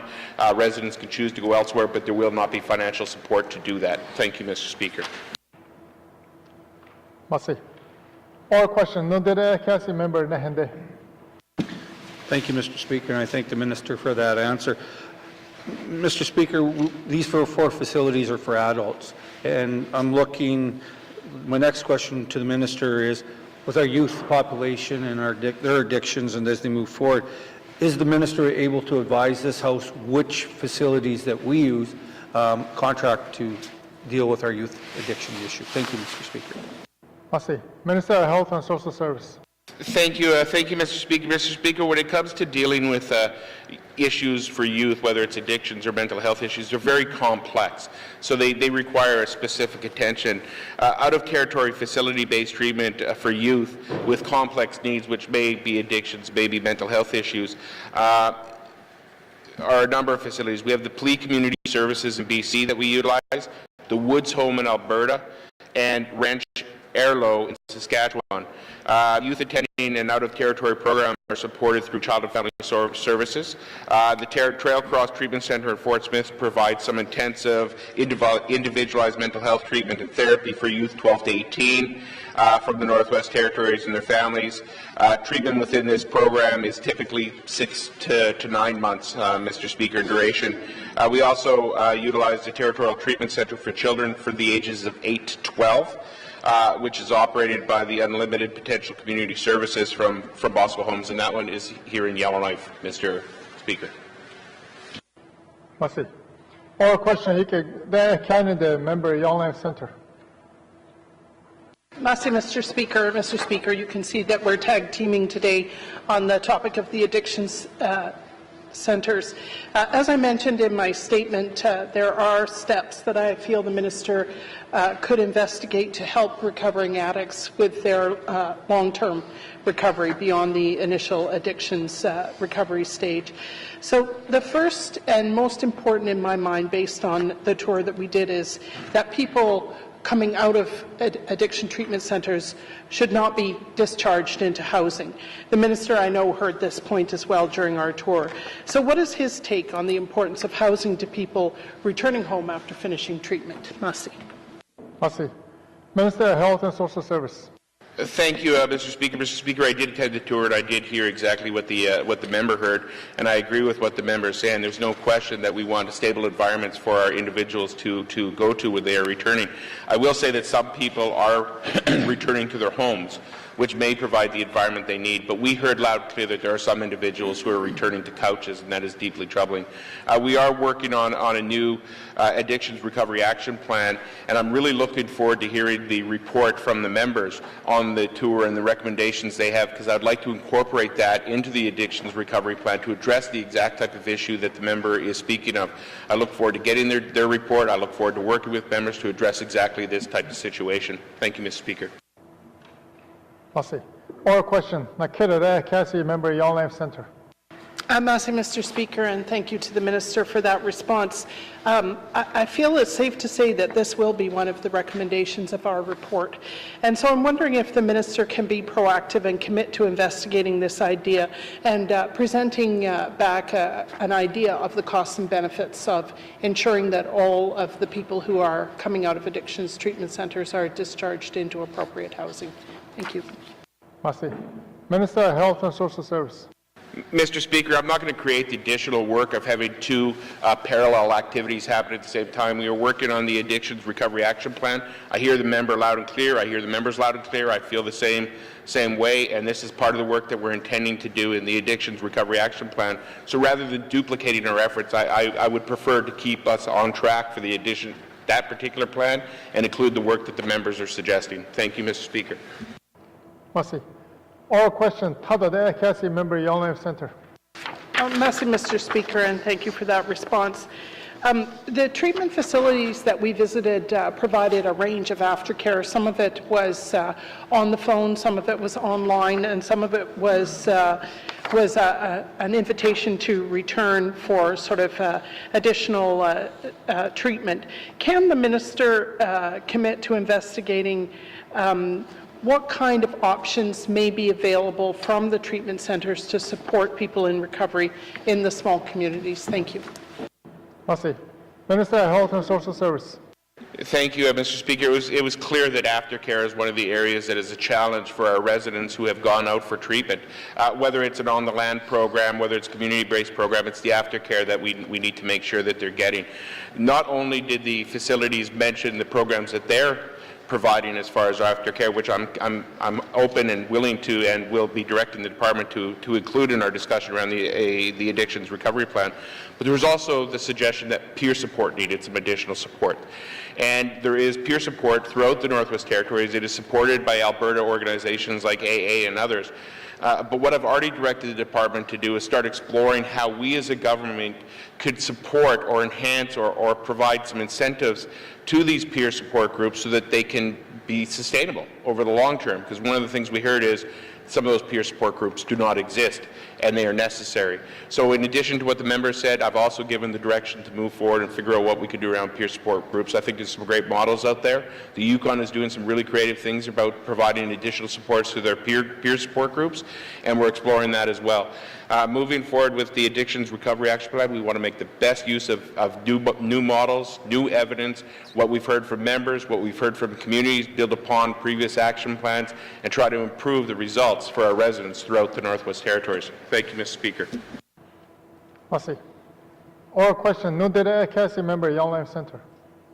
Mr. Speaker, and I appreciate the Minister's answer. He's obviously taking a very proactive approach with this. Since our tour, I have learned about pharmaceutical supports that support sobriety in a harm reduction model. So there's a drug called Vivitrol, which is administered monthly, and it dampens cravings, and so it assists people in staying sober. Could the Minister also commit to investigating the cost and benefits of offering this drug to people in recovery? Merci. Merci. Minister of Health and Social Service. Thank you, Mr. Speaker. Mr. Speaker, the member did share me a very informative video on the different options around harm control, including this particular drug. I did share that with the department and asked them to include it in their information to help them have an informed, current, modern addictions recovery action plan. So I anticipate that that work will be done. I will confirm that it is part of the plan moving forward. Doesn't mean that I'm committing to providing that drug, because I think there are some issues with whether or not it's actually available in Canada or not that we need to really make sure that we're comfortable with. But the video also talked an awful lot about the science behind healing, not just a 12-step program and relying on abstinence-based, 12-based program, but also addictions management and science behind helping people deal with addictions. And this is another area that I think the Northwest Territories, as well as Canada, must explore more. I've raised this at a national level, and I'm going to continue to try to find ways to move forward with that as a concept here in the Northwest Territories. Harm control, harm reduction is a real thing, and it adds value. Thank you, Mr. Speaker. Merci. Oral question, Canada, member Yellowknife North. Thank you, Mr. Speaker. Mr. Speaker, my questions are to the Minister of Education, Culture and Employment with regard to funding of the arts. Mr. Speaker, it's clear from the level of interest generated yesterday by the review of the Lottery Act how many people believe passionately in the arts and want to see enhanced government arts funding. Our arts strategy was developed back in 2004, and so I'm wondering, Mr. Speaker, will the Minister commit to reaching out to the arts community, and will the Minister support a review of the N.W.T arts strategy? Thank you, Mr. Speaker. Merci. Minister of Education, Culture and Employment. Thank you, Mr. Speaker. And as the member knows, the N.W.T Arts Council strategic plan is coming to an end this year. We are working with the Department of ITI to look at options on creating a new N.W.T art strategy. Obviously, we want to also involve our advisory body with the Arts Council and standing committee when we're looking at these options, and we'll pursue those options. And after discussions with the Department and ITI, we will come back to members of the Legislative Assembly. Thank you, Mr. Speaker. Merci. Oral question, Cassie, member Yellowknife North. Thank you, Mr. Speaker, and it sounds like there's a little bit of light at the end of that tunnel, and so I appreciate the Minister's response. But let's talk a little bit, Mr. Speaker, about the money. And so, you know, the N.W.T Arts Council, as the Minister alluded to, they've had the same budget for the last 10 years, even though the demand, as shown by the number of applications, keeps increasing, Mr. Speaker. Can the Minister commit to seeking more support for the Arts Council in order that more deserving artists can receive support for their creative endeavors? In other words, will the Minister support an increase to the N.W.T Arts Council? Thank you, Mr. Speaker. Merci. Minister of Education, Culture and Employment. Thank you. Thank you, Mr. Speaker. Collectively, the GNWT supports the arts community with various departments, with various rebates, with various different supports. We're currently looking at how much we're spending in the arts sector with all departments. And before we begin those discussions, we need to see what those numbers are. We're confident that we do provide sufficient support to the whole N.W.T. arts sector and all the programs that we have throughout the N.W.T. departments. Thank you, Mr. Speaker. Merci. Oral question, Hadade Cassie, member Yellowknife North. Thank you, Mr. Speaker, and I appreciate that the minister is going to undertake a review of sorts to some degree, but the question really was, as it related to specifically the N.W.T. Arts Council, their budget has been fixed for 10 years, I mean, at some point you got to recognize that there doesn't need to be more research and strategies built around this sort of thing. That 10 years, you need an increase. There was over 1,700 applicants this year for that pot of money. And so people are being turned away. I just want to know, will the minister commit to an increase to the N.W.T. Arts Council? Thank you, Mr. Speaker. Merci. Minister of Education, Culture and Employment. Thank you, Mr. Speaker. I also want to point out that the funding that we've given to the N.W.T. Arts Council has been protected from any reductions moving forward as well, and that we continue to support, and we continue to support, the arts sector, and as I mentioned in my previous answer, that we're going to be looking collectively at our contributions with all N.W.T. departments to see how much we're actually contributing and supporting the N.W.T. arts community, and then we'll have those discussions afterwards. Thank you, Mr. Speaker. Oral question, Nundede Cassie, member Yellowknife North. Thank you, Mr. Speaker. Mr. Speaker, I'm going to try just a little bit of a different avenue here. We know that the North has produced award-winning artists of all kinds, visual artists, theatre artists, musicians and filmmakers. We also know that travel in and around the North and to get in and out of the North is very expensive. Will the minister commit to seeking funding support for artists touring so that Northern artists can reach a wider audience across Canada and elsewhere in the world? Thank you, Mr. Speaker. Merci. Minister of Education, Culture and Employment. Thank you, Mr. Speaker. And obviously we do support that as a government. We support our artists that go to national events, festivals throughout the country. We'll continue to do that. But we also do it on the sports sector. And if you look at the upcoming Olympics, we got 3 athletes that are going to be going to the Olympics that have gone through the system. We also have Juno Award winners, nominees that we've supported coming from the communities. And if you look at other programs that we do as a government and as a territory, such as traditional games summits that promote sport, culture, and our artists, as well as the upcoming Arctic Winter Games that we're supporting artists, we're supporting athletes, to support in both. So as a government and as a member of this Legislative Assembly, we do support, I support the sports, recreations, culture, heritage, as well as our artists, and always have and will continue to do so. Thank you, Mr. Speaker. Merci. Oral question, the member Kamlik. Thank you, Mr. Speaker. Mr. Speaker, I also have questions for the Minister of Education, Culture and Employment.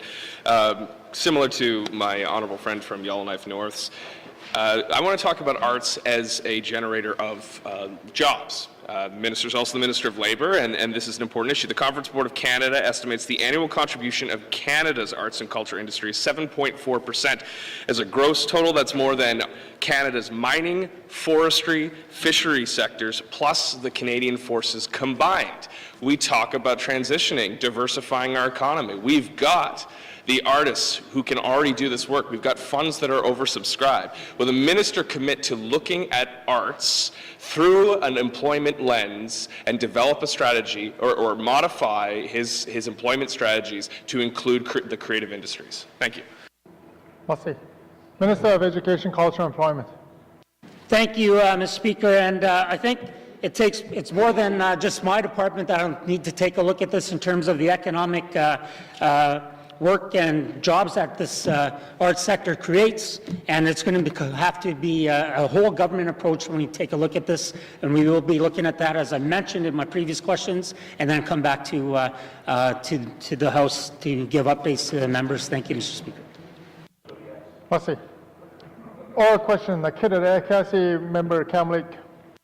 Thank you, Mr. Speaker. And I'm glad to hear there's a whole of government approach, and it sounds like the minister is committing to taking this on.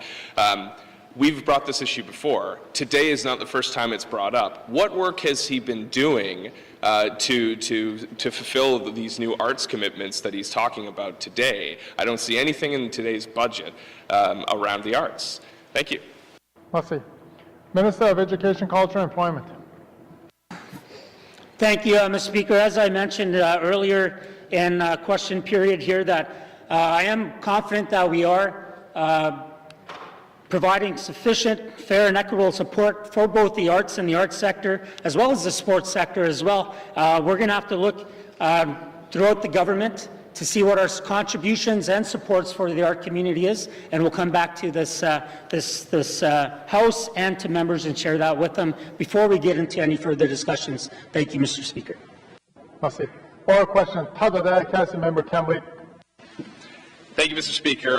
When is the minister going to come back to the House with all this work? Tomorrow? The next day? The day after that? Can the minister give us a timeline? Thank you. Merci. Minister of Education, Culture and Employment. Thank you, Mr. Speaker. As I mentioned, I'm going to have this discussion with my colleagues. We also have an advisory board with the N.W.T Arts Council, so there's going to be some discussions that need to happen before we come back to the member, and I don't have a timeline in due course, Mr. Speaker. Merci. Oral question. Member Campbell. Thank you, Mr. Speaker. My colleague, the honourable member from Yellowknife North, brought up some funding dollars. Every member on this side of the House has brought up more funding for the arts. So I'm going to ask the minister again, this time from me, if he's going to hear the majority of the House and provide more funding dollars for the arts within the life of this Assembly. Thank you. Minister of Education, Culture and Employment.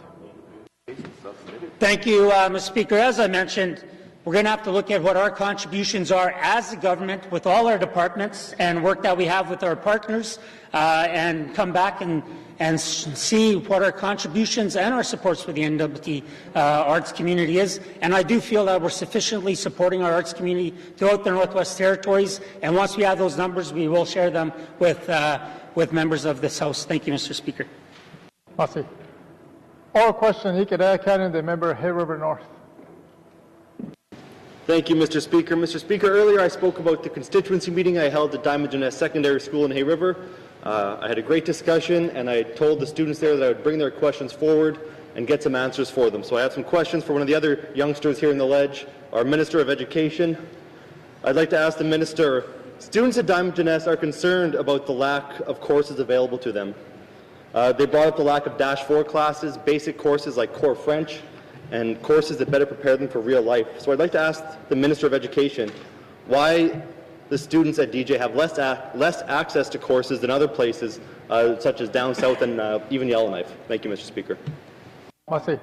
Minister of Education, Culture and Employment. Thank you, Mr. Speaker. Mr. Speaker, the Department of Education, Culture and Employment does not decide what courses are being offered each semester within their respective schools. That is the responsibility of the school administration in consultation with the Superintendent of Education. DJSS could offer Dash 4 courses, Dash 1 courses, but it is the responsibility of the school administration and the superintendent, and I think that needs to be brought up to the superintendent as well as brought forth from the administration from the school. Thank you, Mr. Speaker. Oral question. Member Hay River North. Thank you, Mr. Speaker. The buck has to stop somewhere, and as far as I'm concerned, it stops here in the Legislative Assembly with the members of the Legislative Assembly and the ministers of the respective departments. And so I want to ask the Minister of Education what can be done, and not to, other than talking to the Education Council, what can be done to expand the course selection at Hay River and other schools across the territory. Thank you. Merci. Minister of Education, Culture and Employment. Thank you, Mr. Speaker. As I mentioned, each school obviously delivers decides what courses they want to offer, and each school is different from the next. Courses that are being offered in the SAT2 might be different from what's being offered in South Slave compared to some of our coastal communities. That's why one of our programs, the Northern Distance Learning Program, is so important, is such a great investment that we're able to offer some of these Dash 1 courses to our rural and remote communities. And that's an initiative that this government is proud of and continue to support. But it is really the school administration decision and working with the superintendent to decide what courses that they want to offer. As a government, we've committed to making sure that students in our rural and remote communities such as YELLOWKNIFE, Fort Liard, Fort Resolution can offer Dash 1 courses because it's been an initiative that we've supported and taken on, but it really is up to the school administration and the superintendent, and I encourage the member to have those discussions with the school to bring those concerns forward, and we will support, obviously, moving forward as well. Thank you, Mr. Speaker. Merci. Oral question, Tadode, Cassie, member Hay River North. Thank you, Mr. Speaker. I see there's one innovative solution that the government is undertaking to expand the course selection. So that's what I'm looking for, is more innovative solutions like that. Maybe facilitate working together, facilitate a way that the different school boards can work together to pool their resources so they have a critical mass that they can offer some more of these courses. I'm looking for more solutions. My next question is, students are concerned with the lack of support for students with special needs. I believe the Hay River Métis Government Council put some people in the schools, and I know that other students help students with special needs. So why do we have to rely on these methods? What is being done to remedy the lack of special needs supports in the schools? Thank you, Mr. Speaker. Merci. Minister of Education, Culture and Employment. Thank you, Mr. Speaker, and it's great to see that DJSS has great working relationships with the Hay River Métis and the Government Council. We also see that up in my region where the IRC has taken one of the leading roles to help their students succeed as well. As a government, we do provide inclusive schooling funding to all well above the legislated amounts that we have, and work with our education authorities, our superintendents, board chairs, to ensure that services are being provided to assist those with special needs in the communities. Thank you, Mr. Speaker. Merci. Oral question, Nudede Cassie, member Hay River North. Thank you, Mr. Speaker. It sounds like there's a lot of people involved in this. We have Aboriginal groups, we have education councils, we have district education authorities, we have ECE. It seems like there must be a simpler way, but I guess that's the way it is right now. Most students in Hay River can't take the bus to school because they live too close. Basically, if you live anywhere between the bridge and the Welcome to Hay River sign, you can't take the bus. So there's only a handful of students in DJ who actually take the bus. And now they hear that bus service may end completely. What is the department doing to prevent this so we can make sure that kids actually get to school so they can learn? Thank you, Mr. Speaker. Merci. Minister of Education, Culture and Employment. Thank you, Mr. Speaker. And currently work has begun to determine the current status, the gaps in services, and how to best address these gaps when it comes to busing. Steering committee has been formed, which includes representation from the N.W.T Superintendents Association, Department of EC&E, and the Financial Management Board to make recommendations on opportunities for potential improvements in providing student transportation for services from junior kindergarten to grade 12. We're going to work on gathering that data and look at the recommendations, and once the analysis of the status complete, we will share those recommendations with Standing Committee and get feedback as well. Thank you, Mr. Speaker. Merci. Oral question, Hikadaya Canyon, the member Frame Lake. Merci, Monsieur le President. I know the Minister of Finance has had a busy day, but I'm going to have to put him to work again. Creeley Canada has now gone into creditor protection. It's the main Stanton Renewal equity investor for construction of the new hospital, the contractor to service and maintain the new hospital following completion, and it is involved in the remediation of the existing hospital for other uses. In reviewing the project agreement, there are many triggers if something starts to go off the rails. Can the Minister tell us whether the Boreal Health Partnership or any of its partners has provided any event of default notices, notices of changes to the senior financing arrangements, or notices of super evening events pursuant to the project agreement. Merci, Mr. Speaker. Merci. Minister of Finance. Technically, no notice has been given to the N.W.T. Technically, no notices to the N.W.T. are required because BHP is not in default under the project agreement. BHP are in default with their agreement with the lenders, so did send notification to the lenders, and we were copied into it, and they have, I believe, until late February to outline a plan as how they're going to fix the default. Any proposed plan would have to be reviewed and approved by the N.W.T. Thank you, Mr. Speaker. Merci. Oral question, N.W.T. Member Frame Lake. Merci, Monsieur le Président. Thank you for the response. Sorry, I'd like to thank the Minister for his response. It's helpful to get that information. Carillion Canada website contains a news release dated February the 5th that states Fairfax Financial Holdings has entered into an agreement with Carillion to acquire, quote, select healthcare facilities, end of quote. I've asked the Minister whether the Stanton Renewal Project is amongst the select healthcare facilities that might be sold to Fairfax, but haven't got an answer yet. Can the Minister tell us whether the Stanton Renewal and existing hospital remediation projects are part of the agreement by Fairfax to acquire some Carillion assets? Merci, Mr. Speaker. Merci. Minister of Finance. Thank you, Mr. Speaker. Mr. Speaker, my understanding is yes, it is part of that, and we'll continue to deal with that, and we will continue to inform members as to the update on how the sale is going. Thank you, Mr. Speaker. Merci. All questions, Member Frame Lake. Merci, Monsieur le Président. I'd like to again thank the Minister for that information. That's helpful. I understand Fairfax is a big company, so this is good news, I think. But earlier today, I talked about the need to improve communications around what's happening with the Stanton Renewal Project. I certainly, I think this side of the House would like to get more information. So how does the Minister intend to keep the regular MLAs and the public informed of what is going on with Carillion Canada and the Stanton Renewal Project? And would he agree it's time for a technical briefing for regular MLAs? Merci, Mr. Speaker. Merci. Minister of Finance. Thank you, Mr. Speaker. Mr. Speaker, as information becomes available, any new information becomes available, we will share it. We're just in the process of updating our latest briefing note on the events that took place in the last couple of days, and I'm planning on providing that to members tomorrow, and then as well the website. Health and Social Services updates the information on the website. I've had a conversation with the Minister of Health, and they've committed to looking at updating the information on the website as well. Thank you, Mr. Speaker. Merci. All question, Member Frame Lake.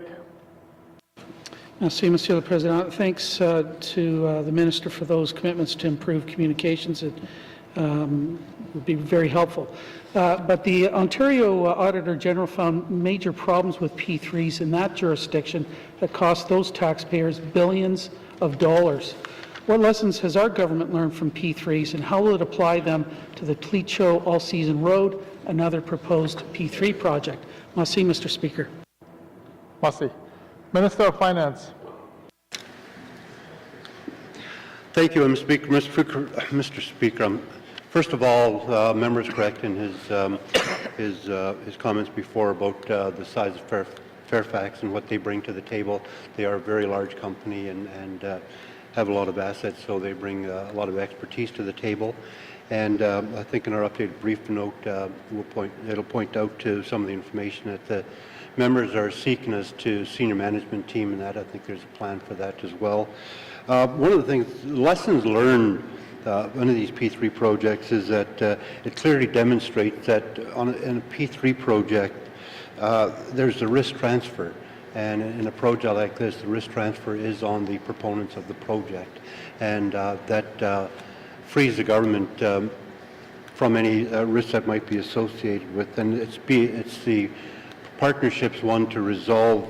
The N.W.T. were obviously active as an interest party, and any financial or operational risk associated with the liquidation are the project proponents want to own. But and again, we will keep members updated, and I think this is a lesson learned that there is some value in P3 partnerships as far as the risk transfer goes. Thank you, Mr. Speaker. Merci. Oral question, Kevin, the member South 2. Merci, Mr. Speaker. In my member statement, I mentioned the North Slave Correction Complex here inmate and the rehabilitation of the inmates and the services and programs provided to the inmates. My first question to the Minister of Justice is, can the Minister tell what steps have been taken to address the concerns raised by inmates in their letter writing campaign of last October? Merci, Mr. Speaker. Minister of Justice. Yes, thank you, Mr. Speaker. There were a number of concerns raised in the letters which we received in October. They covered quite a range of topics, including programming available, access to outdoor recreation areas, use of space within the facility, access to a law library, cost of phone calls, and staffing issues. I want to assure this House that these concerns have been taken seriously, and within each of our correctional facilities, there is a process in place for addressing inmate concerns when management of the facility meets with the Inmate Advisory Committee on a monthly basis, hopefully to resolve the issues that have been brought forward.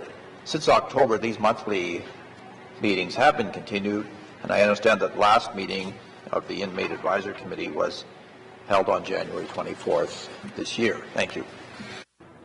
Merci. Oral question, Cassie, member South 2. Thank you, Mr. Speaker, and thanks to the Minister for that response. I noticed that there was a reference made to the programming. Can the Minister provide some examples of the types of programming that is available to the inmates of the North Slave Correctional Centre? Merci. Merci. Minister of Justice. Thank you, Mr. Speaker. Within all of our facilities, we have a number of programming opportunities available to inmates. That's true both here and the facilities outside of Yellowknife. They are constantly looking at and evaluating programs and rolling out new ones. They've recently enhanced the programs to deal with those inmates that have short sentences, and they are set up on a modular basis so they can be continued outside of the facility. To give you some idea of some of the programs that we are offering, there are the following: high school and exam preparation, trades exam preparation, assistance with pursuing and registration into post-secondary courses by outside institutions, offering embedded essential skills training, Northern Leadership Program, and starting your own business. So there are quite a number of programs that are being offered. These programs are being constantly upgraded and changed as needs change. Thank you. Merci. Oral question, Cassie, member South 2. Thank you, Mr. Speaker. One of the concerns raised to me a number of times by constituents that are unfortunately in the institution.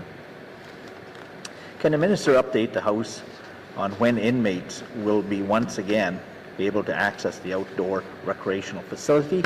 I understand there was quite a large investment made in that piece of property. Thank you, Mr. Speaker. Merci. Minister of Justice. Yes, the member is correct that access to the outdoor recreation has been restricted since the incident involving the escape in August of 2016. In the interim, the traditional liaison counselor has been continuing programming in the indoor culture room and areas within the facility designated for this purpose. As I previously mentioned in this House, there were some complications in the procurement process that required the department to look at alternatives. The problem was that the bids came in at a figure far in excess of which we were expecting. So I can't speak publicly about the security enhancements, but I am hopeful that soon that work will be completed, and I'm hoping that will be resolved by this spring so that area of the facility can be used again by the inmates. Thank you. Merci. Oral question. N.W.T. Cassie, member South 2. Mr. Speaker, my last question is related to the staffing of the program or the facility. On the issue of staffing, can the minister also tell us what steps have been taken to address the concerns raised by the staff of the North Slave Correctional Centre? Massey. Minister of Justice. Yes, the member opposite is quite correct. There were concerns raised by the staff. There were a number of concerns, including staffing and safety at the facility. I can assure you that these concerns are important to the staff, and safety is paramount among those concerns. Management at the North Slave Correctional Centre has been conducting regular occupational health and safety meetings and joint consultation meetings with the staff. In addition, they have met with the Union of Northern Workers about these same concerns.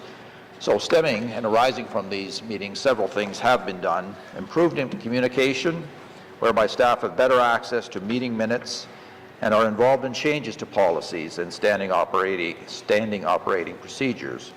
Orientation for supervising inmate recreational activities. In 2017, training in the area of de-escalation techniques, violence prevention, and responsibilities surrounding the use of force was delivered through the Corrections Northern Recruitment Training Program to new recruits. Planned training in the areas of crisis negotiations and rectification. So those are among the programs that we have instituted or are being continued at the facility to improve conditions that have been raised quite properly by both the inmates and staff. Thank you, Mr. Speaker. Merci. Oral question. Canada member Decho. Merci, Mr. Speaker. Mr. Speaker, the National Inquiry into Missing and Murdered Women and Girls held its meeting here in Yellowknife and will continue to meet with people across Canada. So my question is to the Minister responsible for Justice. What is the role of the Northwest Territories Department of Justice in supporting, monitoring, and following up on the work of the National Inquiry into Missing and Murdered Indigenous Women and Girls? Merci. Merci.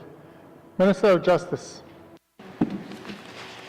Thank you, Mr. Speaker. The Commission, of course, is an independent commission and does not have any employees within or from any of the territories. The department and this government does realize that violence against Indigenous women is a national crisis. This has been borne out by what we have heard from the Missing and Murdered Indigenous Inquiry. So we are assisting. The N.W.T has a dedicated family information liaison unit that it's a research team to help victims find relevant documents from across the country. So we are assisting in that way. We are not part of the staff of the commission because, as I say, they have to be independent, but we are assisting. Thank you. Merci. Oral question. Nakida Cassie member Decho. Thank you, Mr. Speaker. Mr. Speaker, what is the current status of the Northwest Church's Men's Healing Program? To the Minister of Justice against Massey. Massey. Minister of Justice. Thank you, Mr. Speaker. As members will recall, this program has been under new management since June of last year. I understand that the program is working quite successfully. There have been quite a few men who have indicated interest in the program. So there was a seamless delivery of the program as the new management took over last June, or rather July. Thank you. Merci. Oral question. Tada Cassie member Decho.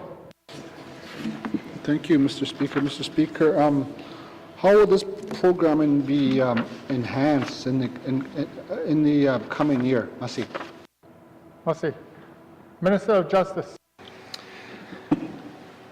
Yes, Mr. Speaker. As I mentioned, there was a seamless delivery of the program as the new management took over, but that doesn't mean that we haven't been looking at improvements. So here are some of the improvements we are contemplating. We want to make the program more flexible so that men will be able to join the group as soon as they are ready and get back into the program should they drop out. The program is more connected to community programs such as counseling, victim services. An enhanced screening and referral process ensures continuity of service for men who are not ready to join groups, so they can be referred to other groups for assistance.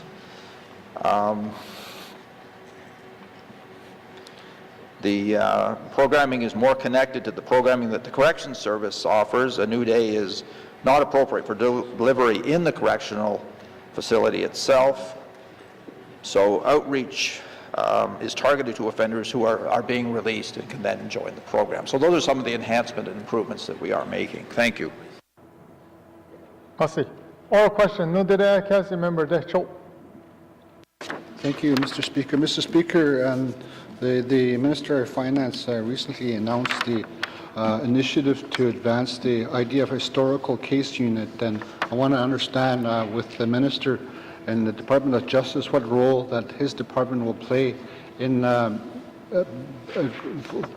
basically going forward with that initiative, and how perhaps that process could provide a level of support and assurances to families of missing persons. Merci. Merci. Minister of Justice.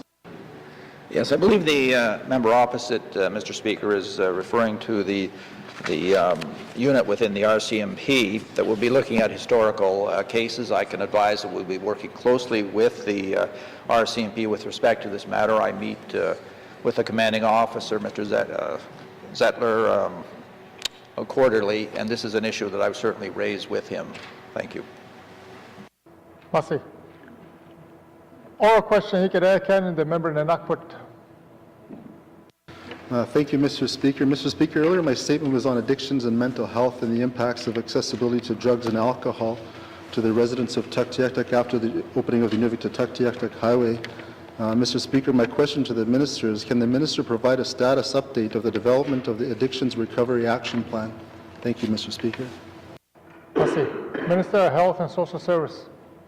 Thank you, Mr. Speaker. Mr. Speaker, some initial activities to develop the Mental Health and Addictions Recovery Action Plan are underway.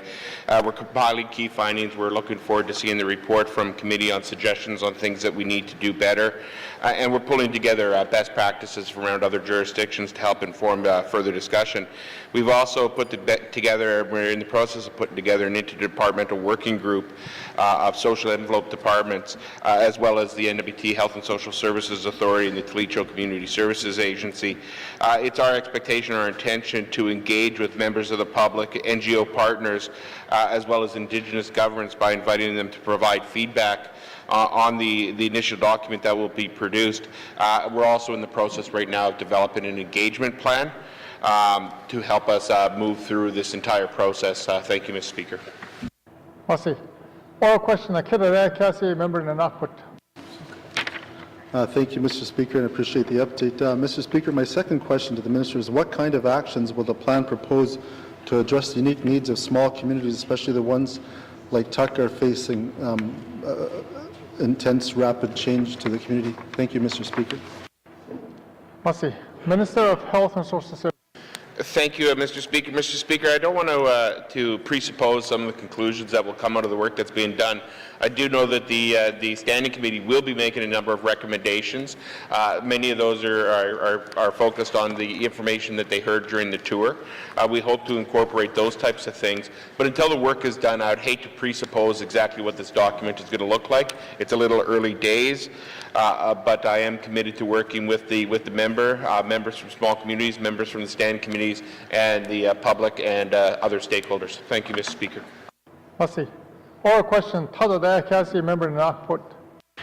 Thank you, Mr. Speaker. It's good to see that the Minister is open to working with regular members on important issues like this. Mr. Speaker, my third question is, how will Health and Social Services addictions treatment and prevention programming, including a public awareness campaigns, be part of the government's approach to the legalization of cannabis?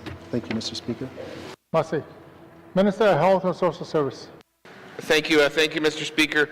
Mr. Speaker, when it comes to cannabis, our goal is to protect residents, especially children and youth, from secondhand cannabis smoke exposure. also, in some ways more important, we want to make sure that residents have the facts of the risks of cannabis and its use on the developing brain.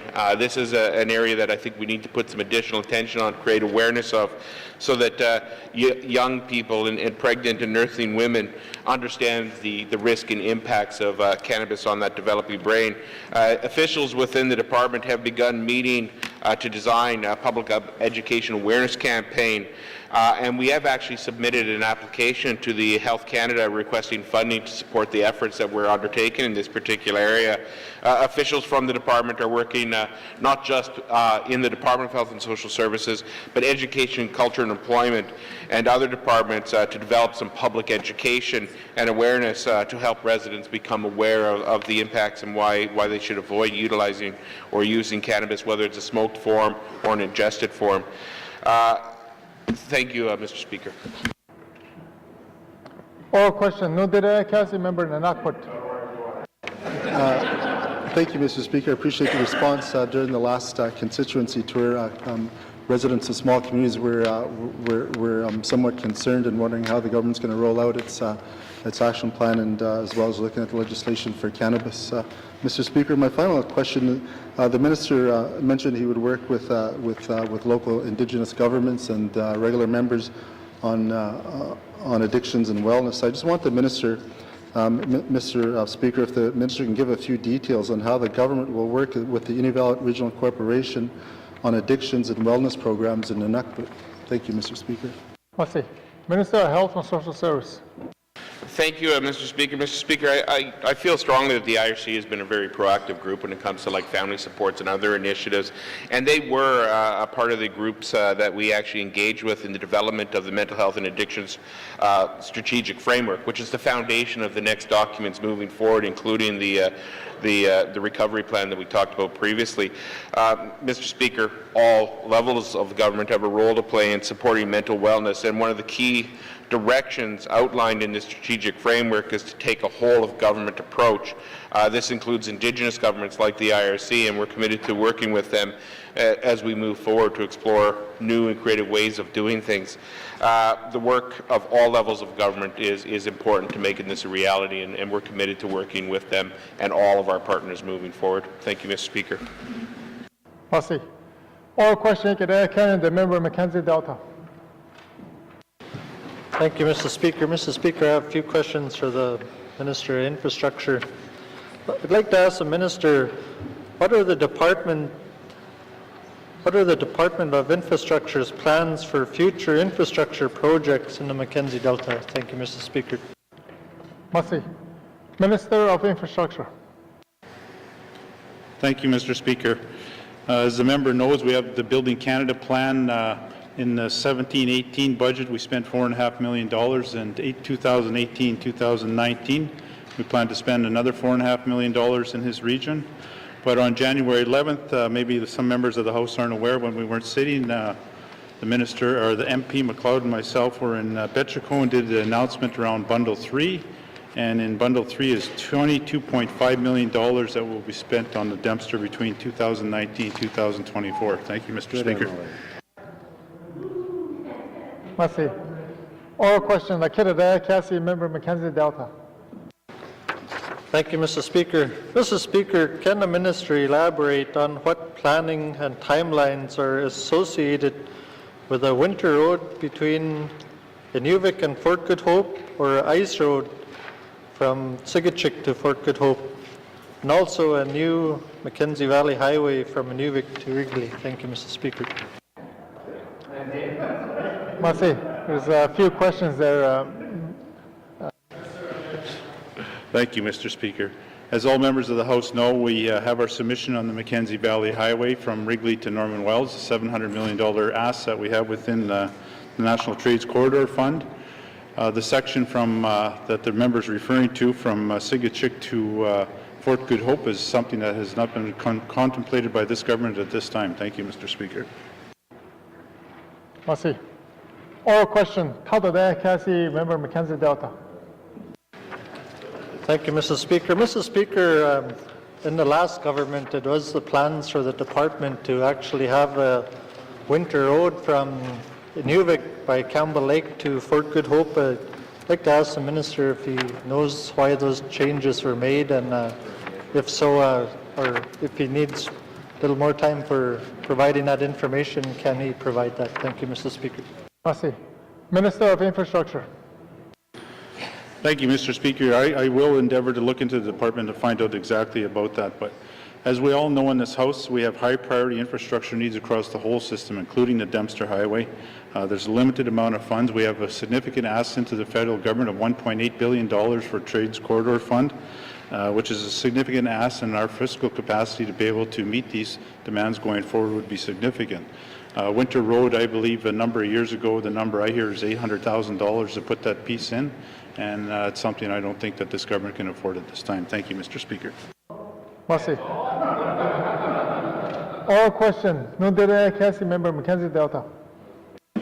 Thank you, Mr. Speaker. Mr. Speaker, the whole reasoning behind these questions during my constituency meeting was for major projects for creating work in our region. So what major projects can we foresee in the future for the Beaufort Delta? Thank you, Mr. Speaker. Merci. Minister of Infrastructure. Thank you, Mr. Speaker. There's a number of projects that are ongoing right now that are in the process. We got the seniors building in Fort McPherson that's getting completed. James Creek Maintenance Camp is on the books. That needs to be coming forward. We're working with Aboriginal governments in the region to move that project forward. We got the new air terminal going into Inuvik, which is a significant amount in the last capital budget. And there's ongoing other projects in the region that will contribute to the economy of the region. Thank you, Mr. Speaker. Merci. Oral question. Canada Member Trinidad Willade. Mr. Speaker. Mr. Speaker, in my member statement, I talked about Child and Family Services. I'd like to ask the Minister of Health and Social Services questions on that. I'd like to ask the Minister if there's any way he could, if there's a way that he could obtain income information on families with children in care or children that have been apprehended, the families of children that have been apprehended. Thank you. Merci. Minister of Health and Social Service. Thank you, Mr. Speaker. Mr. Speaker, a number of years ago we moved forward with a new approach on providing child and family services here in the Northwest Territories called Building Stronger Families. The premise and the intention behind Building Stronger Families is to move away from an apprehension system to a prevention system to support families. Bottom line is we want to find ways to support families so that children never have to be apprehended. In that model, it includes working with families to identify the challenges they're facing and come up with ways to address those issues, which in many situations may include some of the financial challenges that families are under. We have recently piloted a situation where we worked closely with the Housing Corp where individuals were looking like they were going to get evicted, and we've actually provided them with some financial support to avoid an eviction and then worked with them on the development of a plan to get them back on a positive financial path. So we are prepared, and we do address, we do look at financial situations of individuals on a case-by-case basis. Finances may not always be the reason that an engagement with Child and Family Services is necessary, but when it is, we're looking at finding ways to provide some supports to them to help families stay united and together and build stronger families as opposed to tear families apart. Thank you, Mr. Speaker. Merci. Oral question. Cassie Member Trinidad Willade. Thank you, Mr. Speaker. Mr. Speaker, I'm sort of hearing that the Department of Health and Social Services is sharing information with other social departments.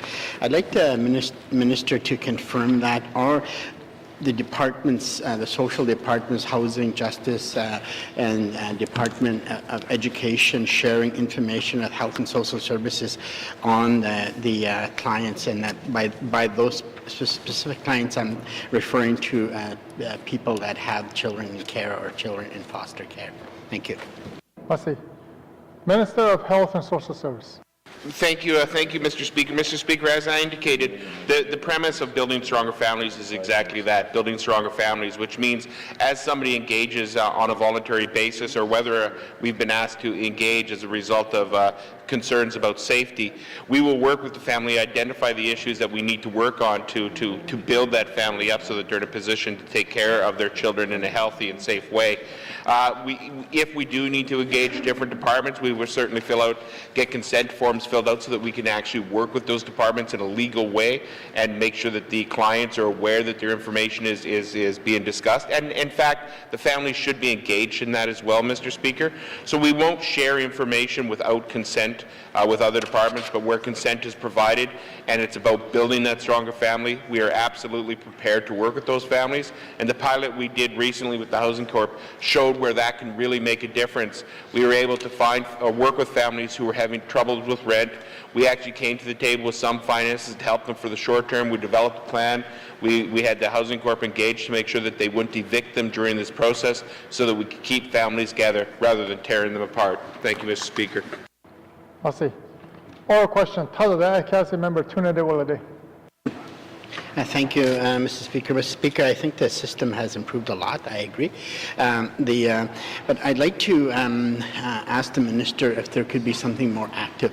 And by that I mean that I know that we are talking about the same people that are losing their children to the foster care system, or their children are being apprehended, are using the health system more than the average individuals of the same age group.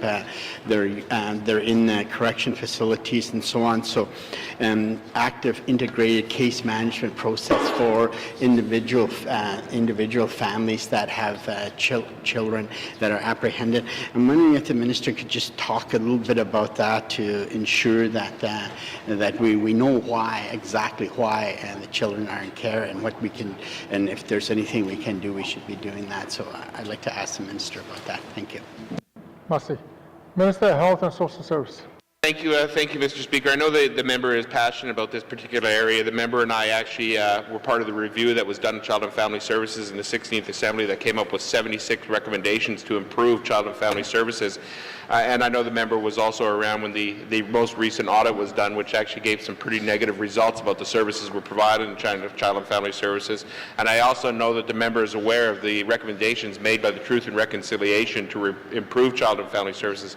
Building Stronger Families builds on all those recommendations, including the recommendations of the TRC. And as I said, it's about providing supports to families to keep them together, to keep them united. We're prepared to use the tools and resources that are available to us, which includes integrated case management where appropriate. And there are certain criteria that are utilized to determine when integrated case management should be used. So we are working with families. I do want to be clear that we are not where we need to be. We are still a long way from where we need to be on supporting families and keeping them united and keeping them strong, but we are on the right path. There is ways to go. So I'm committed to continuing this work. I'm committed to working with committee. I'm committed to finding ways to increase our partnerships with not just other government departments, but government organizations to keep our families together rather than tearing them apart. Thank you, Mr. Speaker. Merci. Oral question. Council Member Tuna-de-Willade. Thank you, Mr. Speaker. Mr. Speaker, I'd like to thank the Minister for that. Mr. Speaker, the financial support, I think, is something that the families need. It appears as though when individuals are on income support, or if they're having trouble with the justice system, so on, that's not quite enough money to be able to provide all of the things that you need to provide for children. And at the end of the day, one thing leads to another, and sometimes I don't think it's coincidental that the poorest people are the ones that have their children apprehended. And that's not always the case, but that is often the case. So I'm wondering if the minister could talk about or tell me what type of financial supports exist in all of the social departments to keep that family together. Thank you. Merci. Minister of Health and Social Service. Thank you, Mr. Speaker. Mr. Speaker, there are varieties of supports across the government of the Northwest Territories that are available to all residents of the Northwest Territories in times of need. We have income support. We've got housing that provides a number of different supports to residents of the Northwest Territories. I don't think we have enough time to list all of the things that they do, but I will say that part of the process in building stronger families is helping families connect with those resources that exist and helping identify the resources that will be appropriate at important times. And once again, I do want to say we are halfway through implementation of building stronger families. In the first couple of years have really been focused on fixing the foundation, fixing the core, and we are starting to do some of these tests like we did with the Housing Corporation to explore these new ideas and new ways of doing business. I will say, and I think it's good news in sort of it is good news. We have seen an increase in the number of child and family services files over the last number of years. But what we have also seen is a larger increase in voluntary interactions with us rather than apprehension-based activities, and more children staying with their families through voluntary service agreements and trying to find these creative ways to access programs. We still have children that are being apprehended. We want to see that number go down. We have seen that number going down in the last couple of years. We've seen the number of mediations rather than court activities start to take off. It didn't exist a couple of years ago.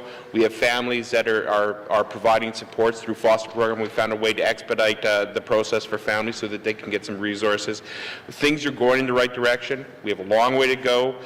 In my mind, one of the largest challenges we have is the fact that we have got a lot of staff out there who have been doing certain things in a certain way for a long time, and it's hard to change attitudes, beliefs, and we're working to make those improvements.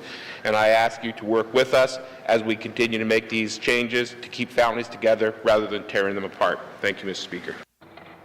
Merci. Time for oral questions has expired. Written questions. Written questions. Returns to written questions. Returns to written questions. Replies to budget address day 1 of 7. Replies to budget address day 1 of 7. Replies to Commissioner's opening address. Replies to Commissioner's opening address. Petitions. Petitions. Reports of Standing Special Committee. Reports of Standing Special Committee. Reports of Committee on the Review of Bills. Reports on Committee on Review of Bills. Tabling of documents. Minister of Finance.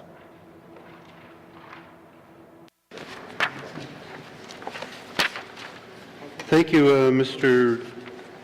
Speaker. Mr. Speaker, I would like to table the main estimates document. Thank you. Merci.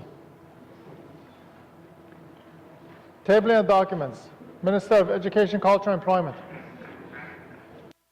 Thank you, Mr. Speaker. I wish to table the following 2 documents entitled Follow-up Letter to Oral Questions 830-18, brackets 2, Small Community Employment Support Program, and Follow-up Letter to Oral Questions 912-18, brackets 2, Small Community Employment Support Program. Thank you, Mr. Speaker. Merci. Tabling of documents. Member for Frame Lake. Merci, Monsieur le Président. I have 4 documents to table. First is Gwitchin open to discussion and consultation about Premier's Red Alert Statement dated November the 3rd, 2017. Next one is news release Premier McLeod Red Alert Statement from Toledo Government dated November the 7th, 2017. Next one is reconciliation efforts welcomed by Nunavut Regional Corporation, dated November the 6th, 2017. And the last one is Dene Nation news release. We, the Dene, need to govern ourselves as a right to self-determination, dated November the 2nd, 2017. Merci, Mr. Speaker. Merci. Tabling of documents. Tabling of documents. Notices of motion. Notices of motion. Notices of motion for first reading of bills. Notices of motion, first reading of bills. Motions. Motions. First reading of bills. First reading of bills. Second reading of bills. Second reading of bills. Consideration Committee of the Whole of bills and other matters with Member Hay River North in the chair.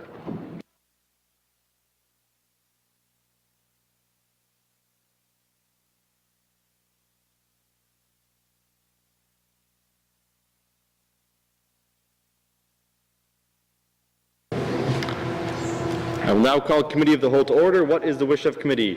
Mr. Bolio? Thank you, Mr. Chairman. Mr. Chairman, I move that the chair of Committee of the Whole leave the chair and report progress. Thank you, Mr. Chairman. Thank you, Mr. Berlio. There's a motion to report progress. All those in favor? All those opposed? The motion is carried. I will rise and report progress. Thanks.